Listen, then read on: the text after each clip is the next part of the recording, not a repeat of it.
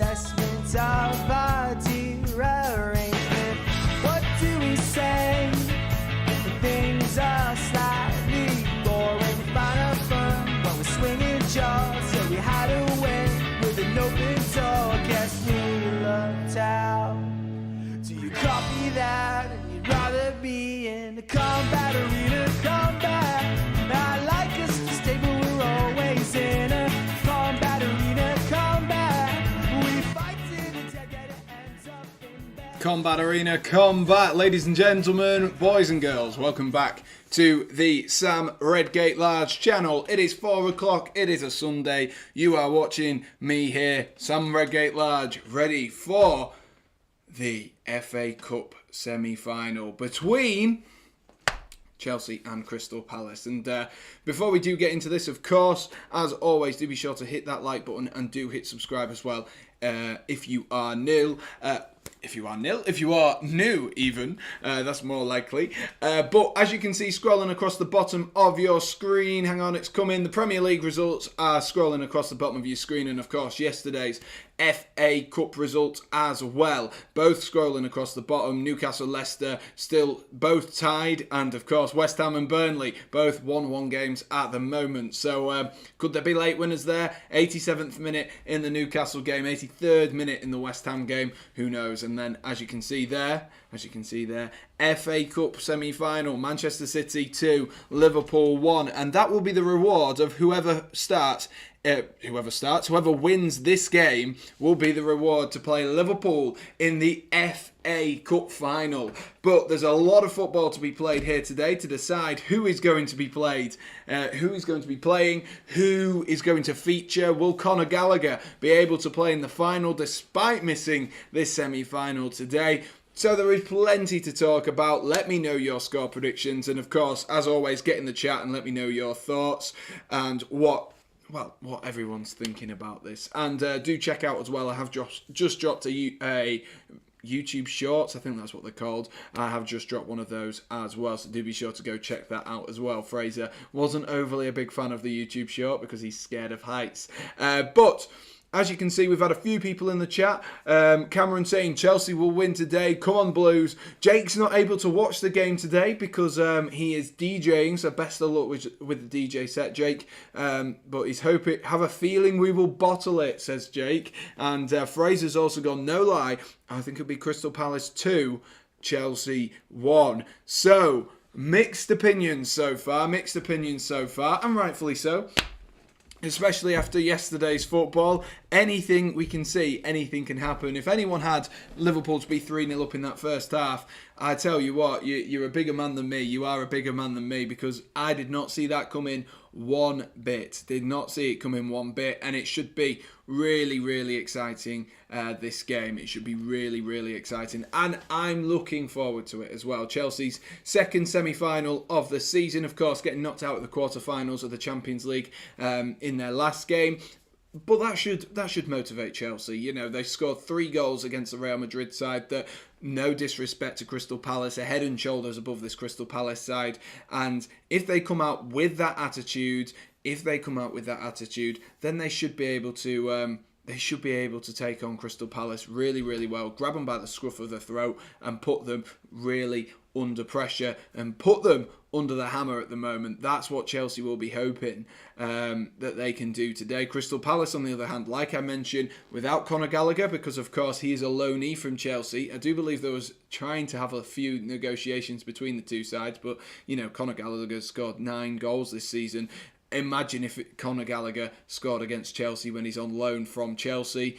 It just wouldn't go well either way. But Conor Gallagher has made the trip down with the Crystal Palace players, and will be sat as a Crystal Palace fan, sat watching. I'm sure he'll be sat watching the game and hoping. But I mean, it's a weird one for Conor Gallagher as a lad who supported Chelsea and come through the academy at Chelsea. I think it's a weird one, but I'm sure he'll be quietly hoping that it's a nice competitive game and that the game is won in a fair and just manner rather than it being for example, penalties where someone has to miss, unfortunately. Someone has to be the villain and someone has to be the hero. But there will be plenty of football to be played here today. And two really, really good sides as well. Two sides that are able to play football when they want to. And that is the most important part about it. We've come here to watch some good football today. We saw some good football yesterday, specifically from Liverpool. Not so much maybe from Manchester City for the vast majority of that game. But we have come here to see some good football. And Wembley Stadium, no better place really to hold a game like this. A top game is what it could be. And I'm really, really looking forward to it. We'll dive into the teams in a second and get them sorted. Fraser's watching this game and me, which is even better. And do be sure as well to go check out Fraser's football commentaries as well if you haven't already. If you are new to myself or to Fraser, go and check those out for us. But what we'll do now is we will swap over and we'll go have a look at the team lineups for today. And as you can see, scrolling across the bottom, you can either subscribe to the channel if you'd like to subscribe to the channel. I am more than happy to, and there is also a donation link as well if you're feeling extra generous, of course. Any subscription in terms of just smashing that red subscribe button and even just dropping a like. Every little bit of support on this channel is absolutely appreciated. But as you can see on your screen right now, there we are, I've got it up. Lovely stuff. As you can see on your screen right now, this is the... Oh, hang on, let me just do one thing before we do this. The team lineups for today. So we'll go back onto them just in 2 seconds. I've just realised I haven't done something on here.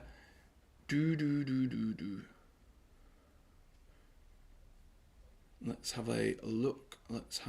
Where's it gone?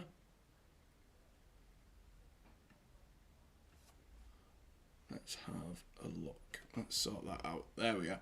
I just missed something from the description, so I'll just get that sorted out before we get loads of people joining us. Shah's missing. He hasn't been here for a while. Yeah, I caught up with him the other day. He's had a few... I don't know the way to say it, but he's had a few family problems. He's had a member of his family who has passed away. So...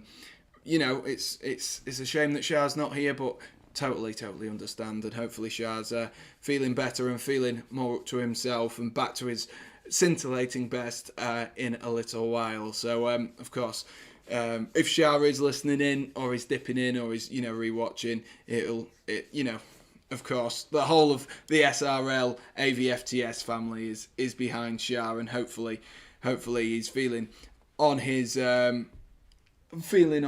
top form once again in a few weeks' time. That's all we can hope. And afternoon to Jordan as well. Afternoon to Jordan. Let us know your score prediction for today's game. But without further ado, let's have a look then at the Chelsea lineup and the Crystal Palace lineup as well. As you can see, they are on your screens for you right now.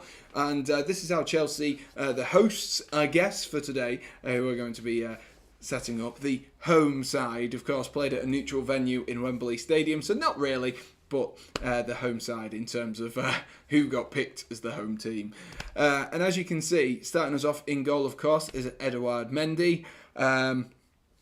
Don't want to re-go over all of the problems that he had over at Real Madrid, but, it is another big game for Edouard Mendy, another big game, and, he's not really put too much of a foot wrong, has he, in terms of this Chelsea side since he's joined Chelsea.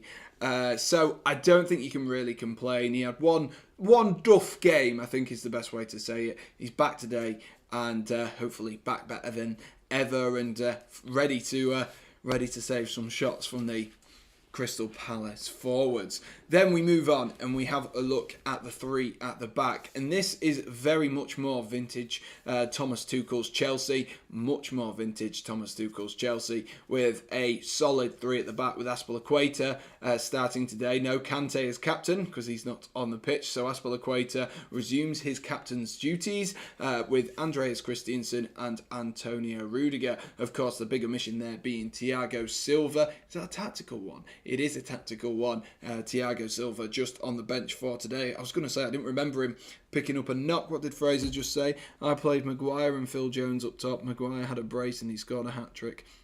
What are you? I'm assuming you're playing FIFA, Fraser. I'm assuming you're playing FIFA. But that is the three at the back for the time being. Three at the back for the time being: Rudiger, Christensen and Azpilicueta. Not really too much to say. Christensen, of course, was the player who was dropped from that first leg of the Champions League quarter-final first leg against Real Madrid, who maybe was a little bit exposed by Karim Benzema. And, of course, Karim Benzema, what a top player he is. And if there's ever a player that is going to expose you as maybe not a complete centre-half, it is Karim Benzema. It is Karim Benzema. And, Andreas Christensen has an opportunity today to potentially pocket Mateta or Eze or Zaha and prove that actually Benzema's just a different gravy and Christensen is definitely a good centre-half. Like I say, he is still out of a contract with Chelsea in the summer. Of course, Chelsea can't extend any contracts at the moment, but the hope is with the likes of Rudiger and Azpilicueta has already been signed because of a clause in his contract, but with the hope with Rudiger is that he will be signed come the end of the season, and Rudiger's still open to talks with Chelsea, whereas Christensen, as a result of him being this free agent, this free transfer, is going to find a way to leave Chelsea Football Club because of the fact that Christensen is looking, because you don't have to pay for you don't have to pay a signing bonus, you don't have to pay transfer fees, etc. to sign this player. He's trying to push his wages up to be like, if you're not paying 30 mil, 40 mil for me, which you could quite easily get for an Andreas Christensen, at least 30 mil anyway, where is that money going? Spend that money on me, prove to me, give me the wages. That's what Christensen's trying, and so far it's just not worked with Chelsea. Chelsea just aren't bothered. Fraser says that, and it has been confirmed, my watch has just told me, that Newcastle have scored 90 plus 5. I'm not sure who the goal scorer was there, but 90 plus 5 Newcastle United getting a late winner against Leicester City. Now that is a sign of intent from Newcastle United. That is a sign of a well-gelled team. Cameron says, come on you Blues, good to see another Chelsea fan in here for today. I'm going to need all the support possible from you, Cameron. We're going to need it, especially if Crystal Palace manage to get the better of us. Let's move on to that midfield, or I guess the wing-backs and the two centre midfielders, with Marcus Alonso and Reece James, like against Real Madrid, retaining their positions. And then just the one change in midfield, like I mentioned, N'Golo Kante dropping out for Jorginho, and Mateo Kovacic retains his place. Of course, that has just reminded me that actually there was Ruben Loftus-Cheek in the team the other day, if I remember correctly, and he was playing right wing back. I think he was. He was playing right wing back. So Azpilicueta has come in, Thiago Silva has dropped out for Andreas Christensen, and then Reece James, and there's been a couple of shuffles about, but I think there's been two overall changes, three overall changes to this Chelsea side from the side that obviously beat Real Madrid the other day, but didn't go through.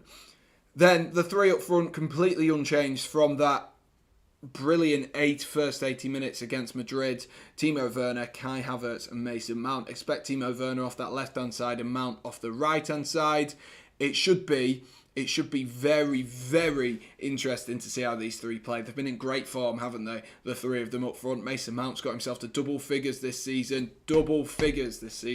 Let's see if he can get himself another goal. And of course, Timo Werner, 3 goals in the last 2 games for him. He's been in good form, and Havertz as well since the turn of the year has been in some good form as well. So that is how Chelsea line up for today. Stephen Jackson, who is a new subscriber, thank you for subscribing, Steve. And he says, let's go, Chelsea 3-0 to us with Mount, Werner and Rudiger scoring. So Stephen is going with, have I got this right? You're going with the exact same scorers from midweek. Lovely stuff, Stephen. Thank you for subscribing and thank you for sticking around. Let's hopefully enjoy a good game. I remember watching Manchester City versus Chelsea in the FA Cup semi-final last year, and it was a great game. The final wasn't as great, but that's what we're hoping for today, isn't it? Another good performance from Thomas Tuchel's Chelsea. He likes getting to finals, doesn't he, Thomas Tuchel? He most certainly does. Let's move on, though, to the Crystal Palace side, who name a side that is probably what the best way I can say is an expected shape or structure, at least, with the changes that they are going to have to be made. And, of course, that one being Conor Gallagher. Jack Butland does start in goal with Tyreek Mitchell, Mark Gehi and Joachim Andersen as 3 of the defenders. But the big name, I guess, really is Joel Ward starting in place of Nathaniel Clyne. There was a little bit of talk when I was watching the pre-match build-up on ITV about would Joel Ward start, would Nathaniel Clyne start, who is going to start for Crystal Palace. You would have thought, I would have personally thought, Nathaniel Clyne's just a little bit quicker, so you'd have thought against someone like a Timo Werner, you'd prefer to have him. But you know, maybe that Jeffrey Schlupp dropping in that right-hand side of midfield instead of where Conor Gallagher would be. Maybe that's the intention, that Jeffrey Schlupp can just sort of follow Timo Werner around and cause all kinds of problems. And then, of course, like I mentioned, Jeffrey Schlupp is starting in midfield in place of the fantastic Conor Gallagher. I can say that with chest. The fantastic Conor Gallagher, obviously the Chelsea Academy graduate. He's a graduated Cobham, and he's looking absolutely fantastic at Crystal Palace. Looking forward to having him back next season. We look forward to having you back next season, Connor. Should be absolutely fantastic and really good competition for places as well. Sheku Kouyaté and James McArthur then cap off that midfield. You know what you're getting with those two. 2 solid players, not really going to win you a game, but 2 players who are solid, and as a result of that, they definitely have the ability to change a game. Definitely do. And then, speaking of a man who has the ability to change a game, sorry, I was going back to Chelsea then. No, of course not. Wilfried Zaha is starting on the left-hand side for Crystal Palace. Would Crystal Palace want it any other way? Definitely not. He is going to be a little bit of a club legend, isn't he? I think he already is. But even so, by the time he's retired, or if he ends up moving from Crystal Palace at some point, like there's always rumours and always whispers that there might be, then, you know, Wilfried Zaha might be the man who could be a little bit of a legend for them. And today, if he does send them through to a final, I'm sure that will definitely help his account and his accolade that he'll be wanting to achieve. Off the right-hand side then is Eberechi Eze as well. 2 very similar but also completely different players in Wilfried Zaha and Eze. They're both absolutely brilliantly skillful on the ball. Really good players, and I think they could cause a few problems. I'm intrigued to see if Zaha will go over onto that right-hand side at any point just to spice it up, especially with Marcos Alonso being that left wing-back for Chelsea. As we all know, if you're a Chelsea fan, you will pretty much all in agreement that Marcos Alonso's defensive capabilities probably aren't as good as Tyreek Mitchell's, his opposite number, but he's definitely got a value in this squad, and he's definitely got a value going forward. And I wouldn't be surprised if at some point they go, let's just change it up. If they're needing a goal, swap Wilfried Zaha and Eberechi Eze over just to try and spice that up, get Wilfried Zaha isolating Marcos Alonso, and I think that's what they'll try and do with Eze anyway, is to try and isolate Marcos Alonso down that left-hand side. Batman's gone with Chelsea 3, Crystal Palace 1. Liverpool are two UCL wins versus Villarreal from playing every game. That is crazy. That is actually crazy, Fraser. That is actually crazy. I will agree with you there. That is absolutely monumental. Wow, that is mental. That is actually a mental stat. Fair play, fair play. They've got a big game to go against Villarreal, though, don't they? And who knows if they'll beat Villarreal. They've been in some good form themselves. And then finally, just to cap off this Crystal Palace team, because the teams will be coming out onto the pitch in a little while, Jean-Philippe Mateta is starting up front for Crystal Palace. Crystal Palace, obviously, they have quite a few strikers at the moment. They all don't seem to score very often, though, as you can see here. Jordan Ayew, Christian Benteke and Odson Edouard. All three don't really seem to be able to find a consistent run of goals, which means every single time you don't really know who's coming, but it does seem like at the moment Patrick Vieira at least is settled on Mateta, and then Christian Benteke coming on as well. And let's just have a look at a quick scan across the benches. We've got Kepa, Thiago Silva, Malang Sarr, N'Golo Kante, Ruben Loftus-Cheek, Saul, Romelu Lukaku. Wasn't even on the bench, I don't think, last time in midweek. And Christian Pulisic and Hakim Ziyech as well. So that is the Chelsea bench with Vincent Gaeta in goal for Crystal Palace, Nathaniel Klein, Martin Kelly, James Tompkins, Luka Milivojevic, Michael Olise, Jordan Ayew, Christian Benteke and Odson Edouard. So that is the team. And then, as you can see, Conor Gallagher, a big miss for them. And, of course, Will Hughes as well. Totally forgot about Will Hughes. Is there any head-to-head stats here for us to see between the two of them? Head-to-head, let's have a look. Here it is. Premier League, 1-0 Chelsea, 3-0, 4-1, 4-0. So it looks like a big ask for Crystal Palace. Big ask for Crystal Palace if you go off recent form. But, you know, an FA Cup semi-final can just about change anything, and it's a vitally important day for them today, Crystal Palace. I'm sure they'll be more than up for this, and you know the stats don't really make a difference at this point. It doesn't matter what form you come into a cup semi-final or a cup final, because anyone can win. Anyone can win, anyone can play well, and anyone can score. We saw however many years ago, I think it was 10 years ago, this year actually, Wigan beating Manchester City as they got relegated from the Premier League in the FA Cup final. And if that isn't the magic of the FA Cup, I don't know what is. I really don't know what is. I really don't. Me sad though, the GOAT is leaving Liverpool, Divock Origi. I mean, the last game versus Palace, Sam, you scored a late goal. I cannot remember that game. Did I stream that game, Fraser? Oh, yes, thank you, Fraser. Thank you. Thank you for reminding me that Newcastle have actually scored. Did I stream that game? I can't remember. I cannot remember the late winner. I cannot remember who scored that against Crystal Palace. That's a really good point, actually. I cannot remember who got that late winner. Let me have a look. Right. Head-to-head. Chelsea, Crystal Palace. Hakim Ziyech. I have no clue. I'm going to have to look at this. Goal, Ziyech fires home at the death. The Blues take the lead with 1 minute left to play as Ziyech arrives at the back post to steer a cross from Marcus Alonso past Butland. Alonso lifts a dangerous cross from the left flank, travels over the head of Mitchell. I don't even remember it, man. I don't even remember it. But, you know, they are closing the gap, Crystal Palace. They've been much better this season. Much better this season. Much better. Rangers have got themselves a goal as well. Oh, my God. I did stream it. I did. I can't even remember it, man. Can't even remember it. I guess that's the life of someone who just sits and does streams all the time. You just forget which streams are which. And, but, oh well.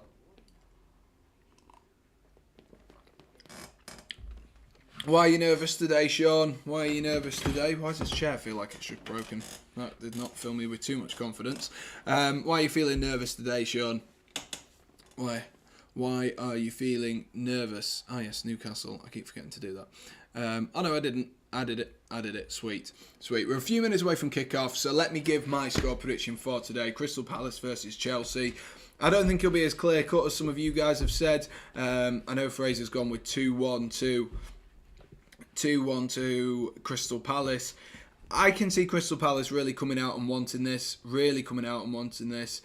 I think it's going to be 2-1 to Chelsea. I think it's going to be close, but I think Chelsea, the way that they played against Real Madrid, if they come out anything like that against Crystal Palace today, Crystal Palace are going to have the time of their lives. They're not going to be able to defend. Chelsea will be all over it, and they'll be absolutely fantastic. That is the hope and the wish, at least, anyway.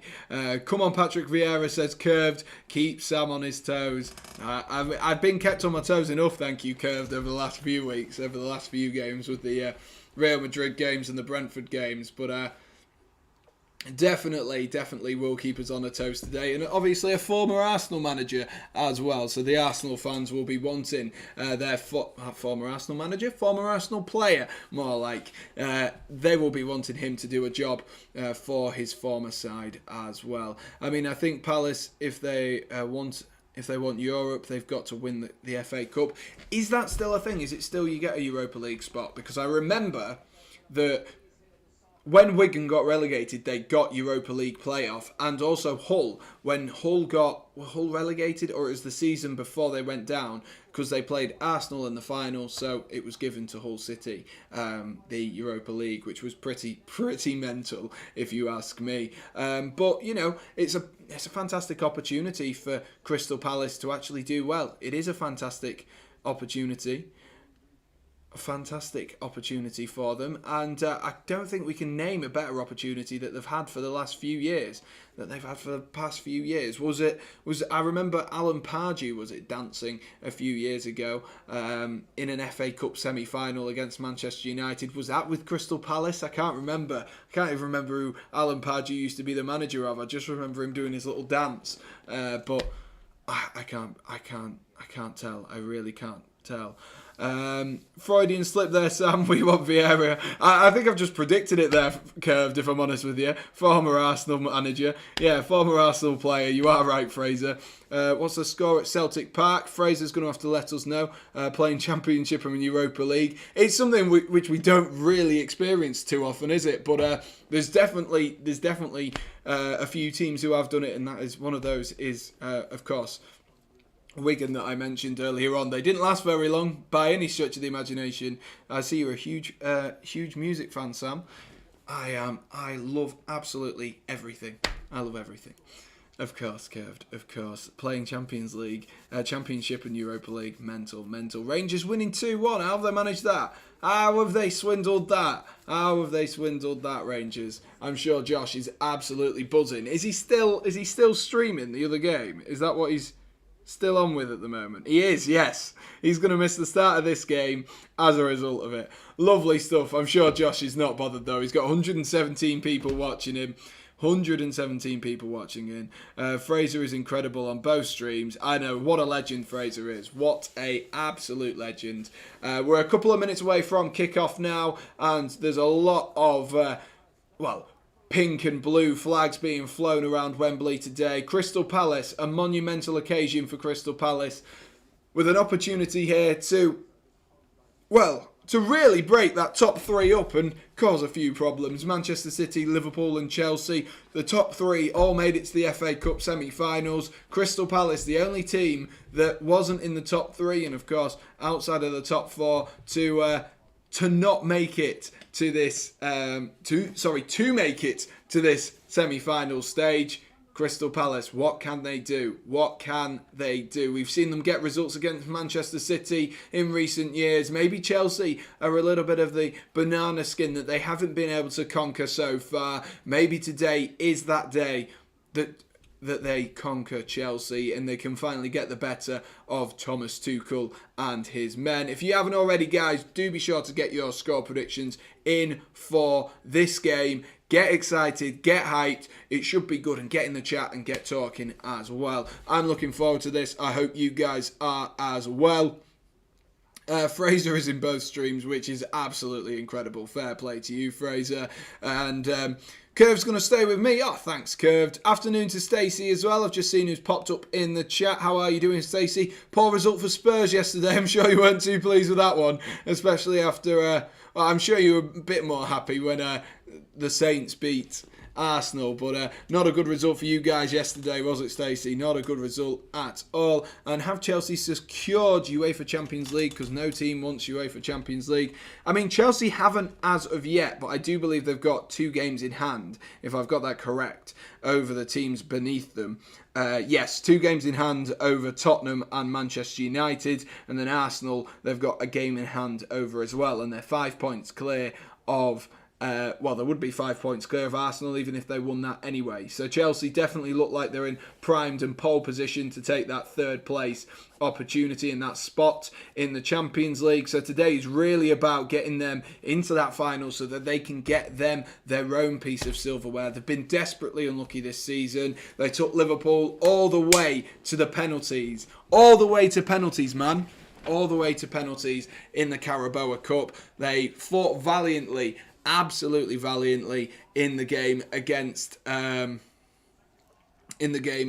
Real Madrid last week, and this could be Thomas Tuchel's probably last opportunity this season to get his hands on some silverware and get himself to another final, of course, with the Premier League still not mathematically impossible, but looking more unlikely than ever. Needed Southampton to beat Arsenal yesterday. They did, Stacey, they did. Stephen says, let's go, come on you Blues. I'm absolutely mad hyped for this. Josh, really mad. There's 4 minutes added on. Oh my gosh, Josh is going to miss it. He is going to miss it. For some reason, I don't know why, but ITV Hub is going to put me slightly behind. So I will keep you up to date. We're going to be about a minute behind. I don't know why it does this. Surely it's not that hard a thing to fix and get it completely up to date. But oh well. Do be sure as well, guys. No spoilers if you can, because then you'll get the best reactions from me. Let's have a look how many likes we are on, ladies and gentlemen, boys and girls. Let's have a look. We're on 8 likes. The goal for today is 15. If we can get ourselves up to 15, that would be very, very helpful.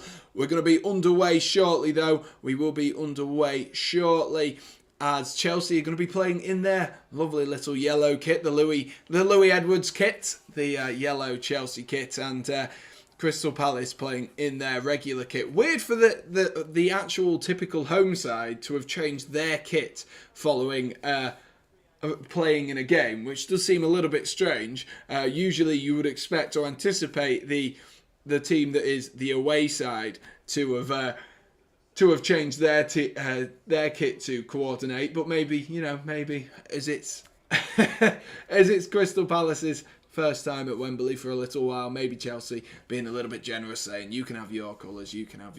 Jack Butland just having to delay this start to this game just because the Crystal Palace fans getting a little bit too excited, chucking balloons on the pitch. Curved can't wait for this game. I can't wait for this game. Hopefully you guys are as excited as I am. Like I say, don't forget, if you haven't already, get your score predictions in for this game. I've gone 2-1 Chelsea. Fraser's gone 2-1 Crystal Palace. Me and Fraser are split. Let me know. Sam, if there's not a mod and there's a spoil, can I delete it? If you'd like.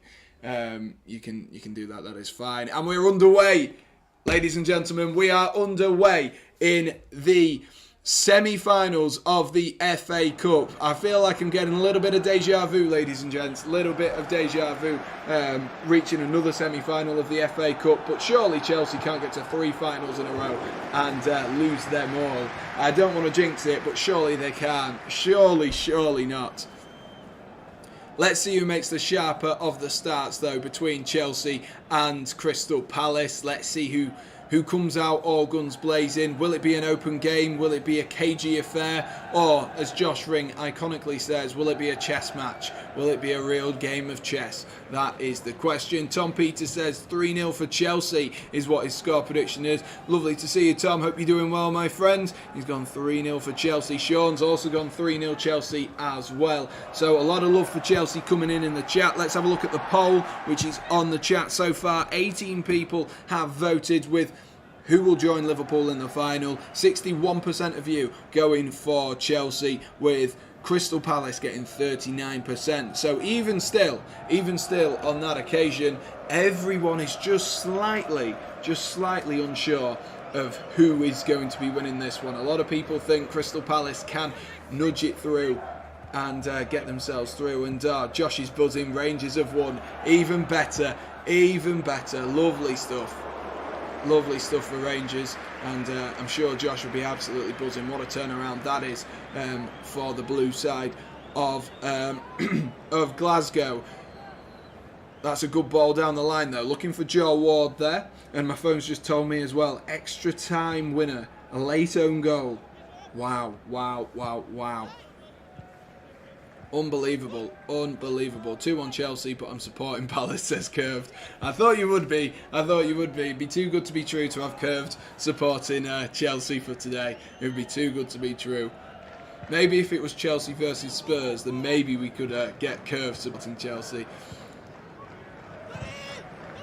Thank you for asking. I humbly apologise for last time. It was a bit emotional. No worries, mate. No worries. Did you see Josh dancing on TikTok? I know, I know. That proper tickled me, that did. That proper tickled me, Josh. I commented on it saying, what have I just watched? Classic Josh, classic Josh. Let's see what's happening. Let's see what's happening here, though. Anderson rolls it into Eberiche Eze. Chelsea just standing off just a little bit here. Happy just to let Crystal Palace have the ball. Maybe a few early nerves. Maybe Chelsea don't want to be caught out nice and early on and have to put themselves with an opportunity to have to fight back. They won't want to do that again. Most certainly won't.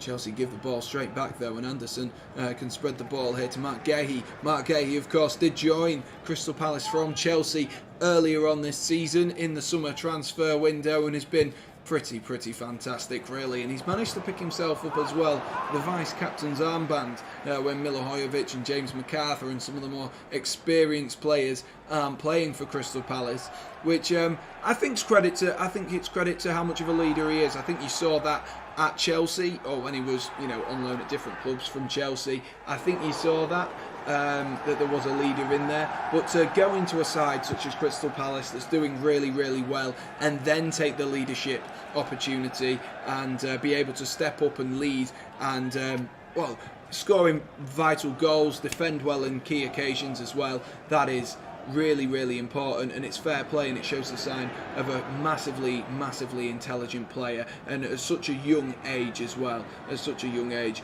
absolute class. What do you think of Ben Foster for Watford? He is an absolute freaking legend. That's what he is, Stacey. That's what he is. It made me laugh. Come on, like for a cookie. Absolutely. When Jack Butland was good at Stoke. Yeah, Jack Butland was linked to Chelsea actually when Stoke got relegated. But there was always just never there was never a reason to sign him. That was the problem. There was never we're out of a goalkeeper. Jack Butland, everyone was like, he needs to be a starting goalkeeper.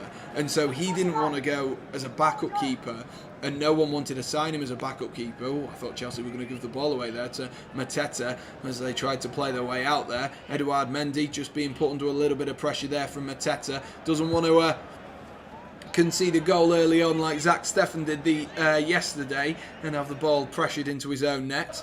But Crystal Palace definitely applying the press so far, and look like they've started the brighter of the two sides. That's a lovely flick there by Jeffrey Schlupp. Is Mateta offside there? Referee says play on either way. I'm not sure if he was. I'm sure we'll find out if this leads to anything, but that's good play there from Marcus Alonso. Has he won himself a free kick as well, Marcus Alonso? Really well played there from the Spaniard. Incredible camera angles for this match. I've not noticed so far, not noticed this far, but I'm sure I'll see one and be like, that's what Curve's on about, I'm sure.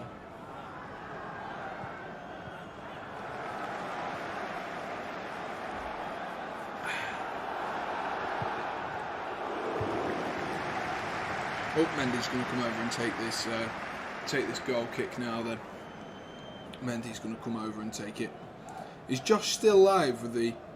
He's still live with the Scottish stuff. God, he's clearly loving it. He's absolutely loving it with Rangers and Celtic after that Rangers win. Mendy clears one up the field. Havertz tries to win that one. It's gone out of play for a throw-in for Crystal Palace. Yeah, I'd say opening 5 minutes or so, Crystal Palace started the better of the two sides. Chelsea not really been able to string a few passes together.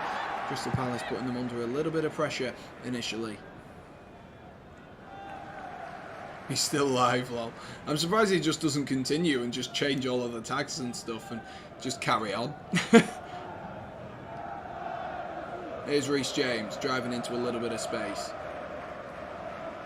Lovely ball into Havertz, now into Werner. Werner tries to flick it round the corner. Good defensive play there from Tyreek Mitchell. And MacArthur can find Zaha. Zaha looks forward to Mateta. And Mateta's through here. And he's got himself... Oh, I don't know what he's done there, Mateta. But he got himself the wrong side of Andreas Christensen there. And Christensen was having to track back really, really sharply. And I think Christensen just gets a toe in. I'd have to see the replay on that.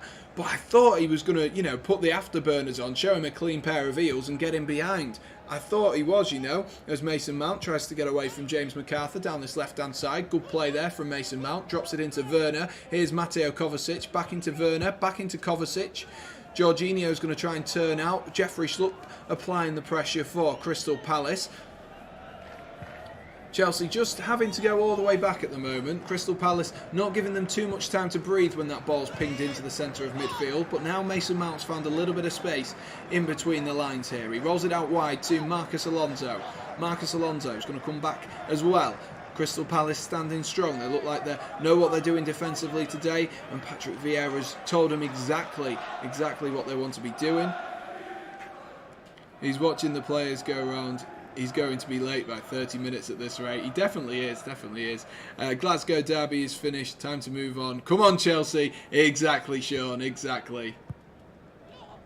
Rudiger into a little bit of space there and tried to zip that one into Kai Havertz. And Havertz just lost the ball and it was retained really nicely there by Crystal Palace. And Tyreek Mitchell looked to play that one over the top. And Christensen there. That was better from Christensen. Came over and did well. He was doing a YouTube short while streaming. Crikey, inception there for you. A video inside of a video. Jorginho finds James into Jorginho. Good play there from Jorginho, but Kai Havertz's touch there just lets him down and James MacArthur can retain possession for Crystal Palace. Ooh. I am a little bit nervous, I'm not going to lie. I am a little bit nervous. I'm assuming Oliver is at the game today. I'm sure Fraser knows more than I do, but I'm assuming he is. That's a good flip from Mason Mount. Is that going to fall through from Havertz to Werner? No, it's defended okay at that point. Mount wins it back, though, high up.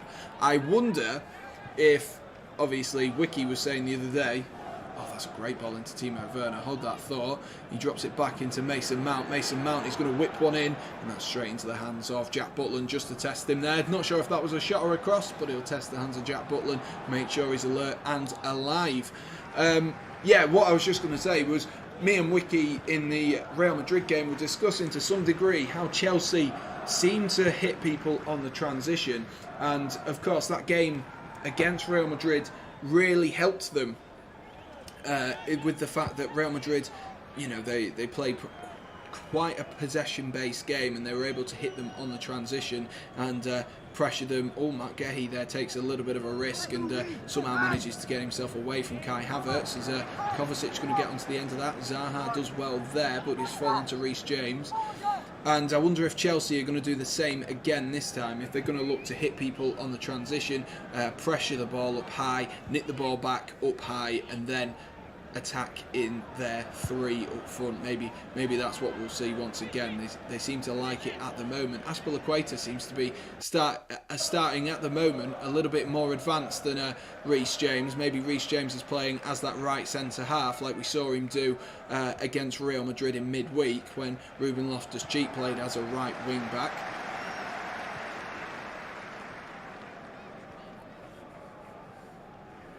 Very, very interesting that actually. That Azpilicueta. Let's see if my app reckons he's playing. Yes, it has actually. My app has just updated and said, obviously I can see it to my eye as well. I was just intrigued to see whether that was just the one occasion. But it does look like Azpilicueta is going to be at right wing back and Reece James will be at right centre back. So that could be another option as well for Gareth Southgate come December and the World Cup. of course, without Cesar Azpilicueta in it. But you know what I mean. You know what I'm trying to say. Anderson drops it into James MacArthur, back into Joel Ward now, and Kiate's going to have to go all the way back to Jack Butland.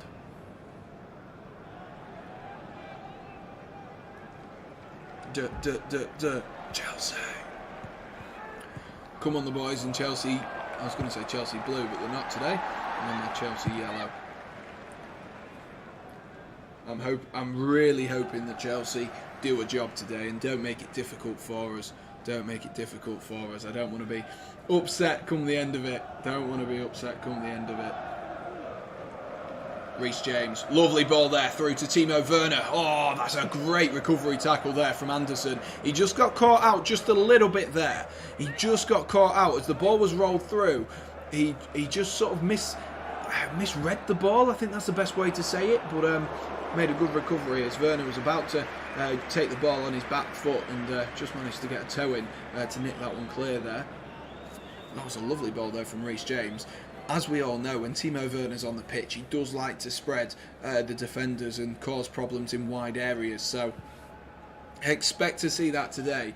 Potentially a few long balls going over the top, because that's when Timo Werner's at his best, when he's got defenders turning and causing problems. You saw it against the Saints, didn't you, in that 6-0 win. How good was Timo Werner that day? He could have had 5. He should have probably had 5. He was desperately unlucky with some of his strikes as well. And 40 seconds ahead, I won't speak. Okay. Havertz rolls it down into Timo Werner, who tries to pull that one back there to James MacArthur. You can speak, just no spoilers. That's the best way. That's the best way, isn't it? You can speak, absolutely. Absolutely. You guys still thinking Chelsea overall on the poll as well?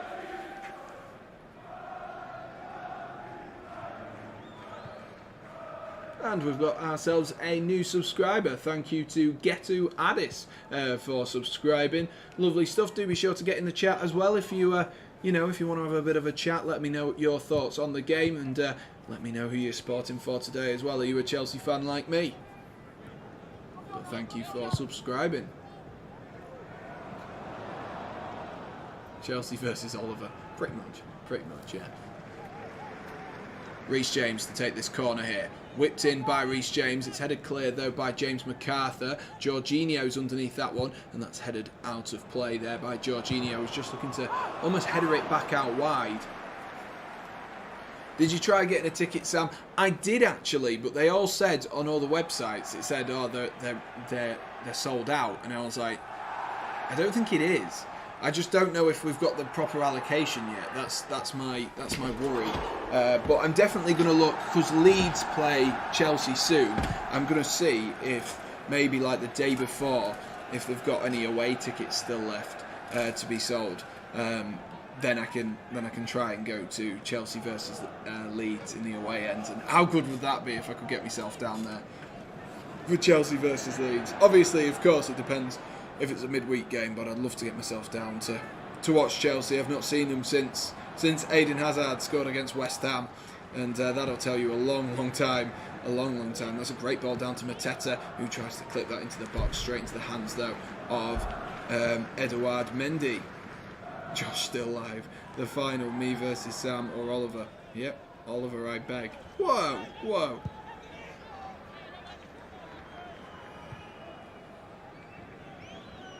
Christiansen allowed to drift into a little bit of space here. No real pressure on him as he drops the ball into Mateo Kovacic. Here is Mason Mount now, finds Timo Werner. There's a lot of transitional play between the attacking players at the moment, i.e. Marcus Alonso going up through that middle, Timo Werner coming into left wing back, Mason Mount coming into left wing back. There's a lot of movement between those four particularly, which of course will cause problems for Crystal Palace, because you have to try and keep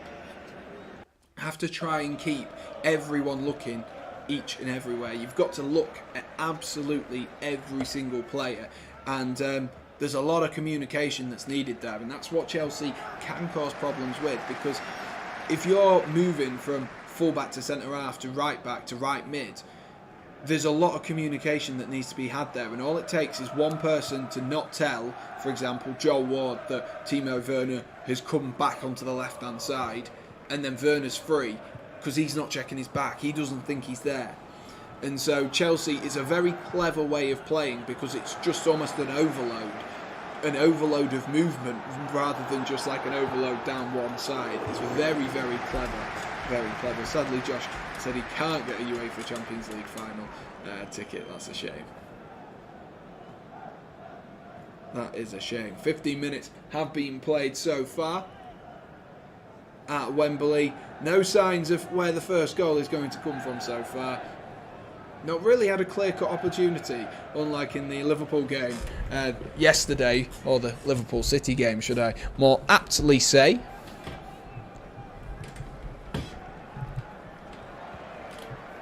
There was already 2 goals in that game yesterday. That's absolutely mental.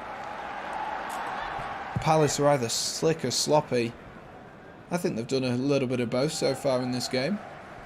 I can agree with that, as Azpilicueta hoofs one forward. Joachim Andersen does well to get underneath that, but he's given the ball back to Mason Mount there, and that's good play there on the recovery from Jeffrey Schlupp. Jeffrey Schlupp, of course. Is he a Premier League winner with Leicester City, or did he leave just before? I cannot remember. Jeffrey Schlupp, though, he used to play for Leicester and was a striker, then he was a left back, then he was a centre mid. He's played absolutely everywhere. I put my phone on charge so I can watch the Londoner stream. Is that me? Thank you. 18:15, great camera view. Right, I'm going to have a look for this. I'm keeping my eye out for this curved. I'm not looking at the chat. I'm just waiting on your call here, dude. He's a PL winner. Told you. Oh, the slidey camera at the top. Yeah, I do love them. It'd be an absolute catastrophe though, wouldn't it? Like the ball just hits the camera because, like, say if Ederson kicked the ball and it just took the camera out. Imagine that. Imagine. Definitely possible with Ederson. Tyreek Mitchell into Wilfried Zaha. Zaha tries to get away from Jorginho. Drops it back instead to Eberici Eze. Here's Mark Gehi trying to roll it back in towards Eze. That's well read by Antonio Rudiger, who's hoofed the ball up the field. And Timo Werner just putting Anderson under a little bit of pressure there, who successfully headers back to Jack Butland. Jack Butland, of course, I don't know if anyone remembers this, but a few games ago in the FA Cup did make a massive mistake, which caused Crystal Palace to go behind. So he has made a mistake this season. Wonder if he'll make another one today. Jorginho clips the ball out. What a ball that was. Oh, that was so close there to being an absolutely delicious ball out wide to Captain Fantastic, Cesar Azpilicueta. That was nearly brilliant, I tell you what. It was a lovely cross-field switch between the two of them. Lovely cross-field switch, and just slightly too far. If Azpilicueta had just been a yard quicker, if that ball had been played into Reece James, I think that ball would have been brought down nicely. Afternoon, Schrafter. He says, I'm watching the game. No worries. Let me know your thoughts of the opening 20 minutes. If you are watching, Reece James there with a backwards header. Is that a no-look header? Is that what I've just seen there from Reece James? Here's Mateta. Gets the ball down into Jeffrey Schlupp. Here's Eberici Eze once again. Sam Josh is 20 minutes late. Already. He's just loving it. He's loving it. Why not? He might as well soak up the Rangers atmosphere a little bit longer. Congratulations to Rangers. What a turnaround. Is Oliver feeling nervous about this game? I don't know. I've not spoken to him about it. He's been very quiet with me about it. I'm sure he's been a bit louder with Fraser, but he's been very quiet with me about it. I don't think he wants to count his chickens before they hatch. I think is the phrase. Lovely little skip there from Anthony Taylor to get himself out of the way of the ball. Probably the highlight of the game so far. Schrafter says, I don't know, Chelsea have been quite good. I wouldn't say it's been, so far, I wouldn't say either team's really showed us anything to scream and shout about. No clear-cut opportunities. If you are just joining us after 20 minutes, no real clear-cut opportunities have fallen for either side. Crystal Palace did make the better start for the first 5 minutes or so, putting Chelsea under a little bit of pressure, but Chelsea have since managed to get themselves on the ball. And look, very, very comfortable at the moment, at least. Crystal Palace struggling to stretch this Chelsea side. He's been louder with me and Fraser, I bet he has.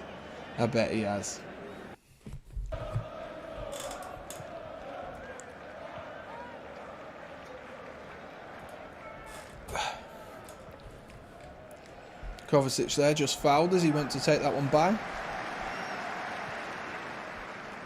Let's have a look how many likes are on, ladies and gents. Is Josh still live? He's still live. Jeez, man. He is still live. That is absolutely mental. Lovely stuff there from Josh. We are 4 likes away from the like goal, guys. So if you haven't already, do be sure to smash that like button for us. And if you are new, do be sure to subscribe, and I'll keep you up to date with absolutely everything.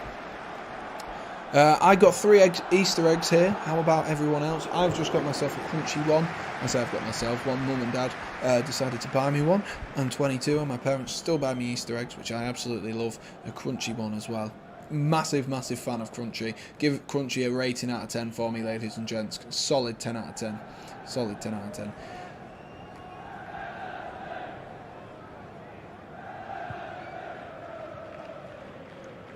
Ruben Loftus-Cheek is getting stripped and ready for action. Why is that?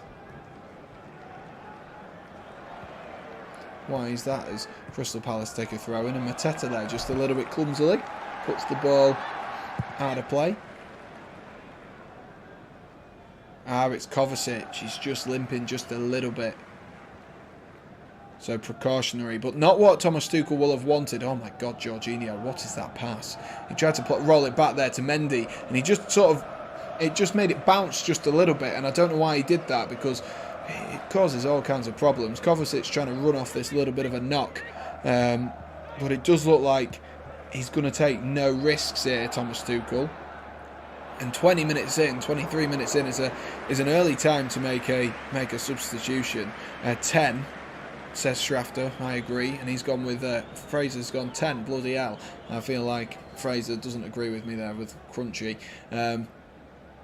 Reece James tries to play that one down the line there into Aspilicueta. It's just blocked. Gone out of play for a throw-in. Is this substitution going to come, or are they going to give Mateo Kovacic another 5 minutes to try and see if he can run this one off? That is the question on my lips, at least at the moment. Let's see if Mateo Kovacic... It looks like Ruben Loftus-Cheek's going to come on no matter what. He's strict and ready, of course. Spent a season himself, didn't he, at Crystal Palace, where he played very, very well. Oh, that's a great ball in towards Kai Havertz, who Havertz drags down Mark Gehi as he headers the ball safely into the hands, and Mateo Kovacic has sat down here. He has sat down.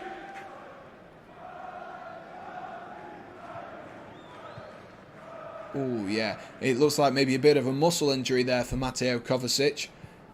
Little bit painful there for him, and he's staying down now. And Ruben Loftus-Cheek, like I mentioned, did have a season on loan at Crystal Palace, will be making his way onto the pitch for Chelsea today against his former side. Ruben Loftus-Cheek will be coming on. He, of course, had a great season when he was at Crystal Palace in 2017-18, which did lead him to getting into the England squad for the World Cup. Played a few times for England at the World Cup, few substitute appearances, and of course that game against Belgium as well, where he did play. But it's a shame to see Mateo Kovacic leave the field of play so early on in this game. Definitely a match winner for Chelsea, Mateo Kovacic on his day, capable of scoring goals and creating opportunities as well. So a very, very big blow to Chelsea, and they won't have wanted to use one of their substitutions quite this early on, but it looks like they've been forced. They're going to have to force their hand a little bit here with Ruben Loftus-Cheek coming on. Don't get me wrong, a more than capable debutant, but Crystal Palace and Crystal Palace fans will know absolutely everything about Ruben Loftus-Cheek, the way he plays, the way he can move. He'll know absolutely everything, won't he? And it's a big game for him as well. And Thomas Tuchel was singing the praises of Ruben Loftus-Cheek, who did feature at right wing back in midweek against Real Madrid. Put in a very, very good performance for the most part. Managed to keep Vinicius Junior's attacking options limited.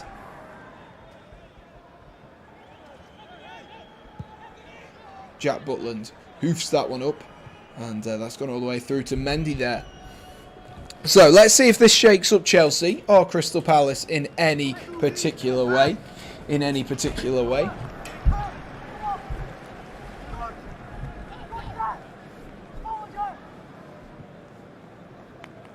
Ruben Loftus-Cheek, though, does need to come into this game and hit the ground running. Chelsea can't afford to be sloppy, as Mason Mount gives away a sloppy foul, really.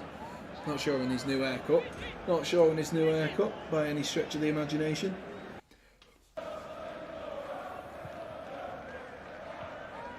Stand up if you hate Tottenham. Stand up if you hate Tottenham. Stand up if you hate Tottenham.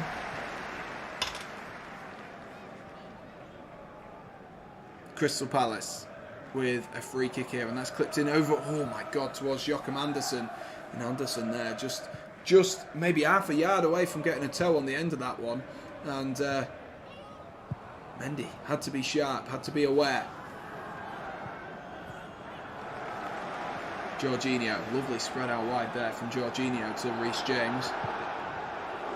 That is what Jorginho offers in that midfield, and maybe what we missed in the latter stages of the game against Real Madrid. Just that cool, calm head that Chelsea really needed. Of course, he did come on, and as you'd expect, he came on in extra time. But I think for those final 10 minutes of regular time, having someone like a Jorginho in there over a Kante, oh my God, that was nearly the ball of the season there from Reece James as he looked on towards Timo Werner. Joachim Andersen got a foot in once again, and it'll be another Chelsea corner. But Jorginho, I think, if you look at Luka Modric, that's what he did. He was just that calm head when Real Madrid needed him, and Jorginho has that ability to do that. And that's what Chelsea would have needed, and definitely did need at that moment in time. Ate them both in 30 minutes. That is called dieting for you, Fraser. You eat them both in 30 minutes, and then they don't affect your diet for any longer than the 30 minutes. Exactly. Reece James whips in this corner, headed clear by Joel Ward at the front post. A little bit of miscommunication between the two of them at that front post there, as the ball came in from Reece James.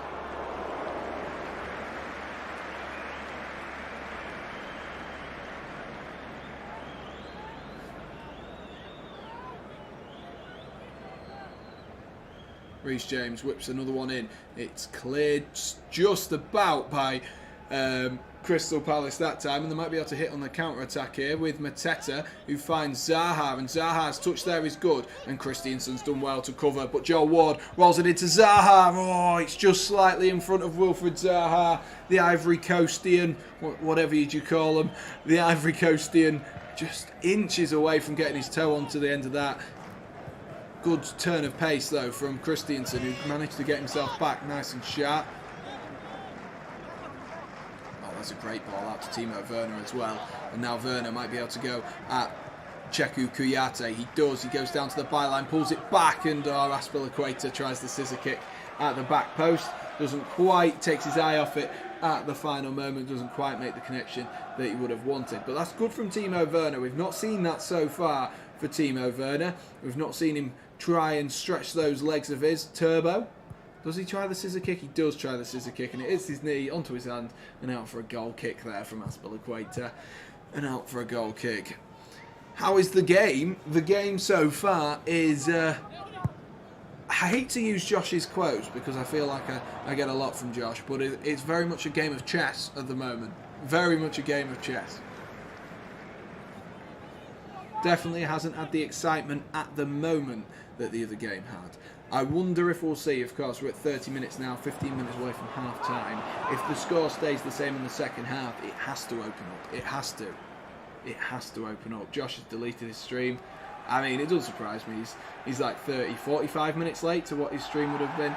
But he's had a good stream now, hasn't he? He's had a really, really good stream, and now we can sit back and watch and enjoy this semi-final, and hopefully it'll be in a few moments' time. Oh God, I just realised it's 5 o'clock. I should have eaten something before I'd done this. More like ping pong. Yeah, it is more like ping pong than a game of chess, I'll give you that. I actually played some table tennis the other night.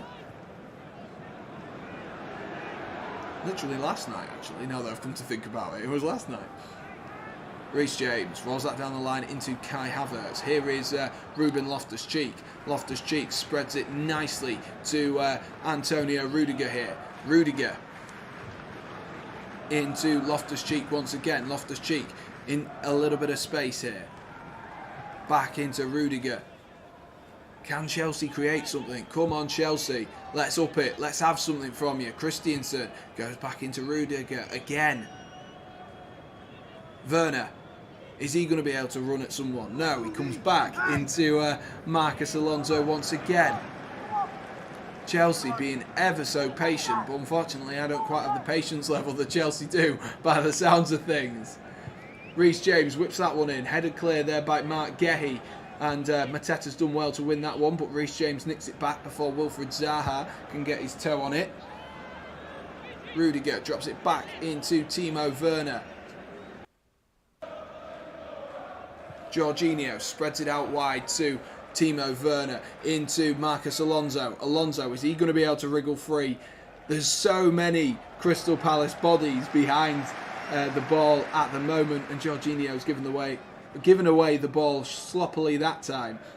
Can you get the possession stats, Sam? I will do. Give me 2 secs and I'll get it on our screens for us. The possession stats. Let's have a look. So for scores, let's just quickly swap over and I will show you what it is. The possession stat is... intermission screen. The possession stat, 66% Chelsea ball possession so far, 34% falls to Crystal Palace. So there you are, curved. 66% Chelsea so far, as you would expect as well for Chelsea to do that, as Mason Mount blazes the ball over. Absolutely blazes that one over.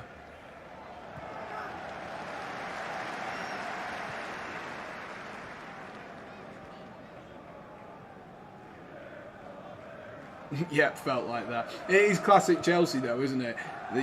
They will dictate possession, and then when Crystal Palace get possession back, they'll look to nick the ball back in transition. So it doesn't surprise me, but Crystal Palace just need to do a bit more when they've got the ball. They seem to be giving the ball back quite a lot, and you talk about a game of ping pong, it does seem to be bouncing back and forth, back and forth.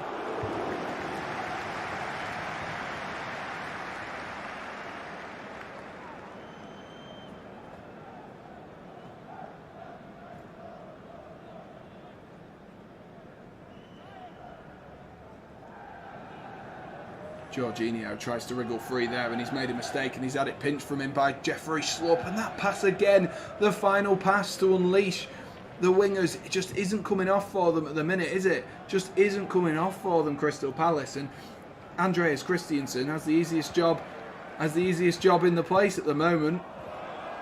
Has the easiest job in the whole place at the moment. I'm very surprised at the way that they are attacking here, Crystal Palace. I thought they would have been a little bit more expansive with the way that they are moving the ball forward, I must say. I thought they would be a little bit better. But they've got a free kick here in an attacking position. Is Oliver at the game? Yes, he is. It's very convenient living in London, isn't it? Very convenient living in London. Very, very convenient.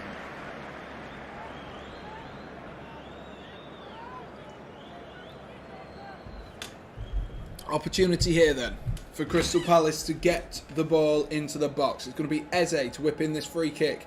Falls to the edge of the box to Chiarte. What a save! Joachim Andersen off the post! Oh my gosh, Chelsea get away with one! Oh my gosh!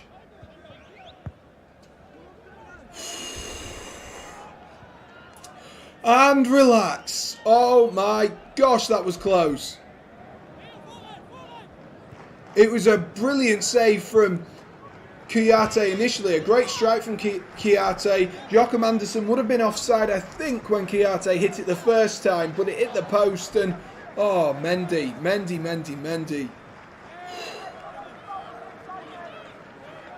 So unlucky from Crystal Palace, but good save from Edouard Mendy. Shocking miss. Josh, he's supposed to upload his stream on YouTube, not delete it. Yeah, I mean, it's 30 minutes late. He's enjoyed his Rangers stream, so why not chill out and spend some time with Kelly and the rest of the family for Easter? Why not, eh? As Rudiger looks in outside of the foot pass there for Timo Werner. Although I've got an itchy face. Oh!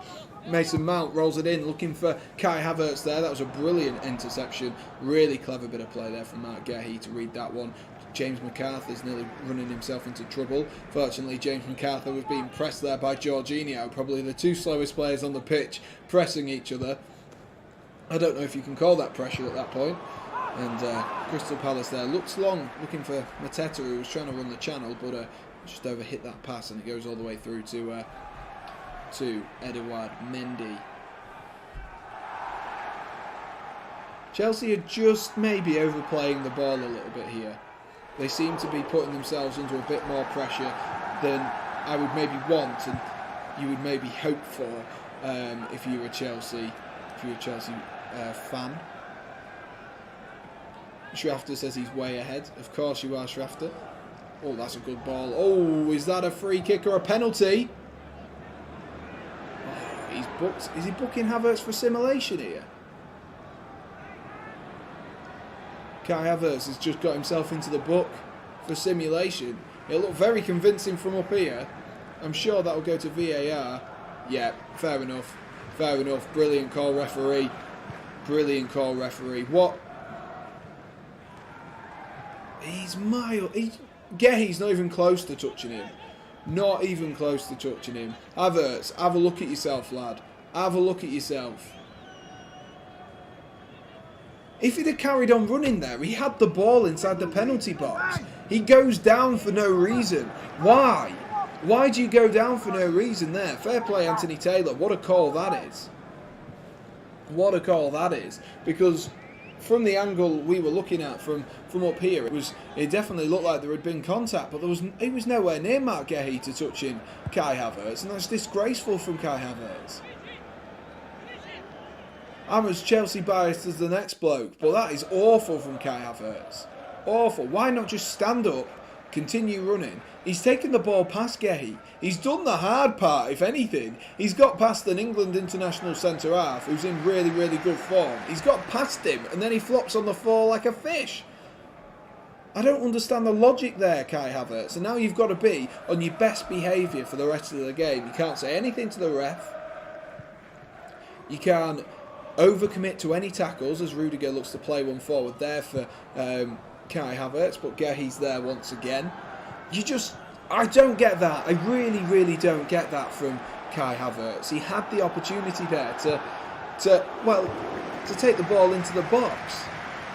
Why would you squander that opportunity? Especially considering the fact he wasn't even in the penalty box. Mind-boggling stuff to me. I'm watching SRL in the bath to relax with a beer. I've heard you had a good result there, Josh. Heard you've had a good result. Hopefully, yeah, buzzing following the Rangers result. But lovely to see you, mate. And great result for Rangers. Zaha trying to squirm his way past Reece James there. Reece James, I tell you what, he looks good in that right centre-half role, doesn't he? He looks good in that right centre-half role. It definitely offers something. Maybe the idea was thinking, we've got a really, really pacey winger and tricky winger in Wilfried Zaha. Azpilicueta, will he be a little bit exposed?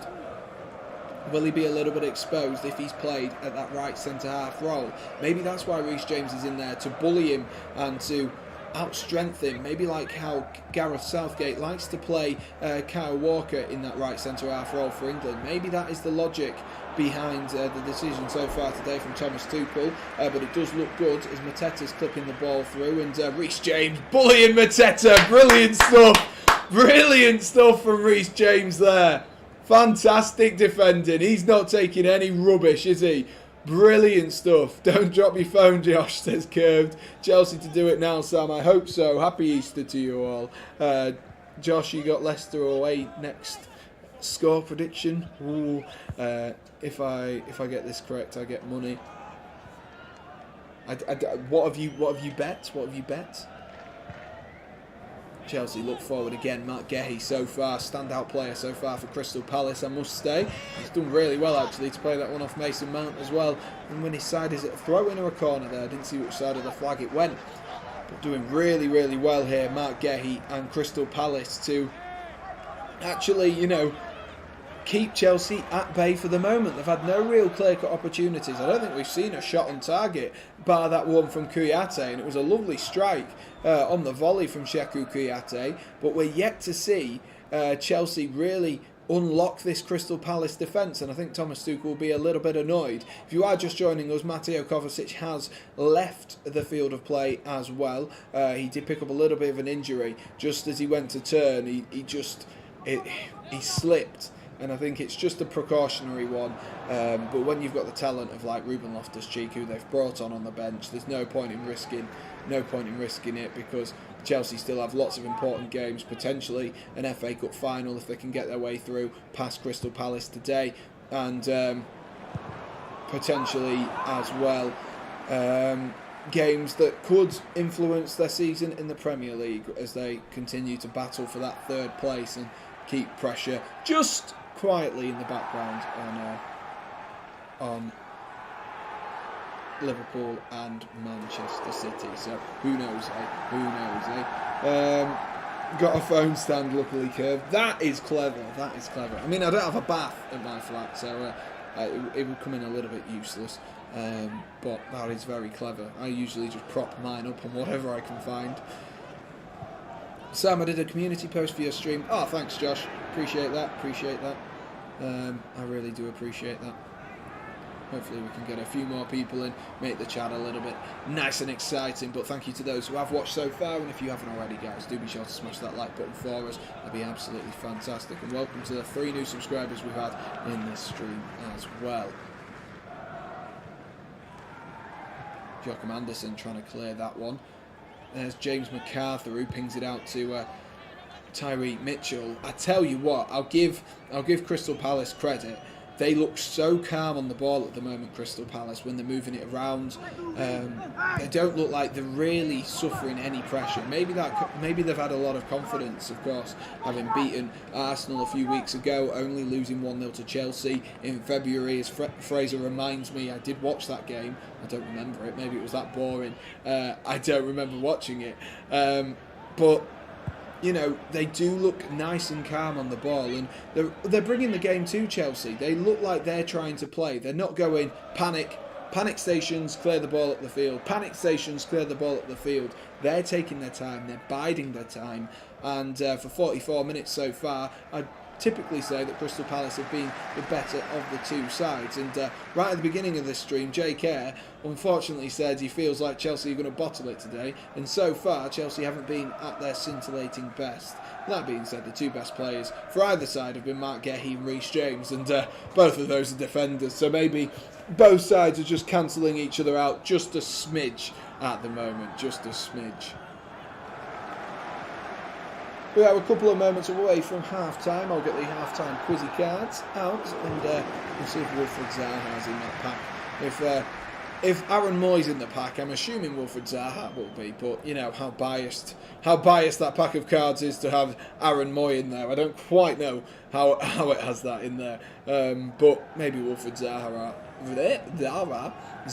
will be in there. Maybe there will be. 2 minutes of added time then at the end of this first half, and then do be sure to not go anywhere, because we will be having a little bit of a half-time debrief and then a little bit of a half-time quiz as well. So be sure to stay tuned for that.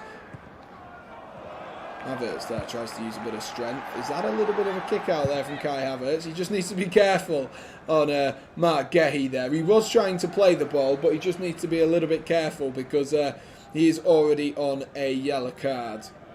Try not to spill your beer. Isn't that the perfect bath though, Josh? Just to like bathe in beer and just enjoy the beer. Isn't that the perfect bath? Maybe not.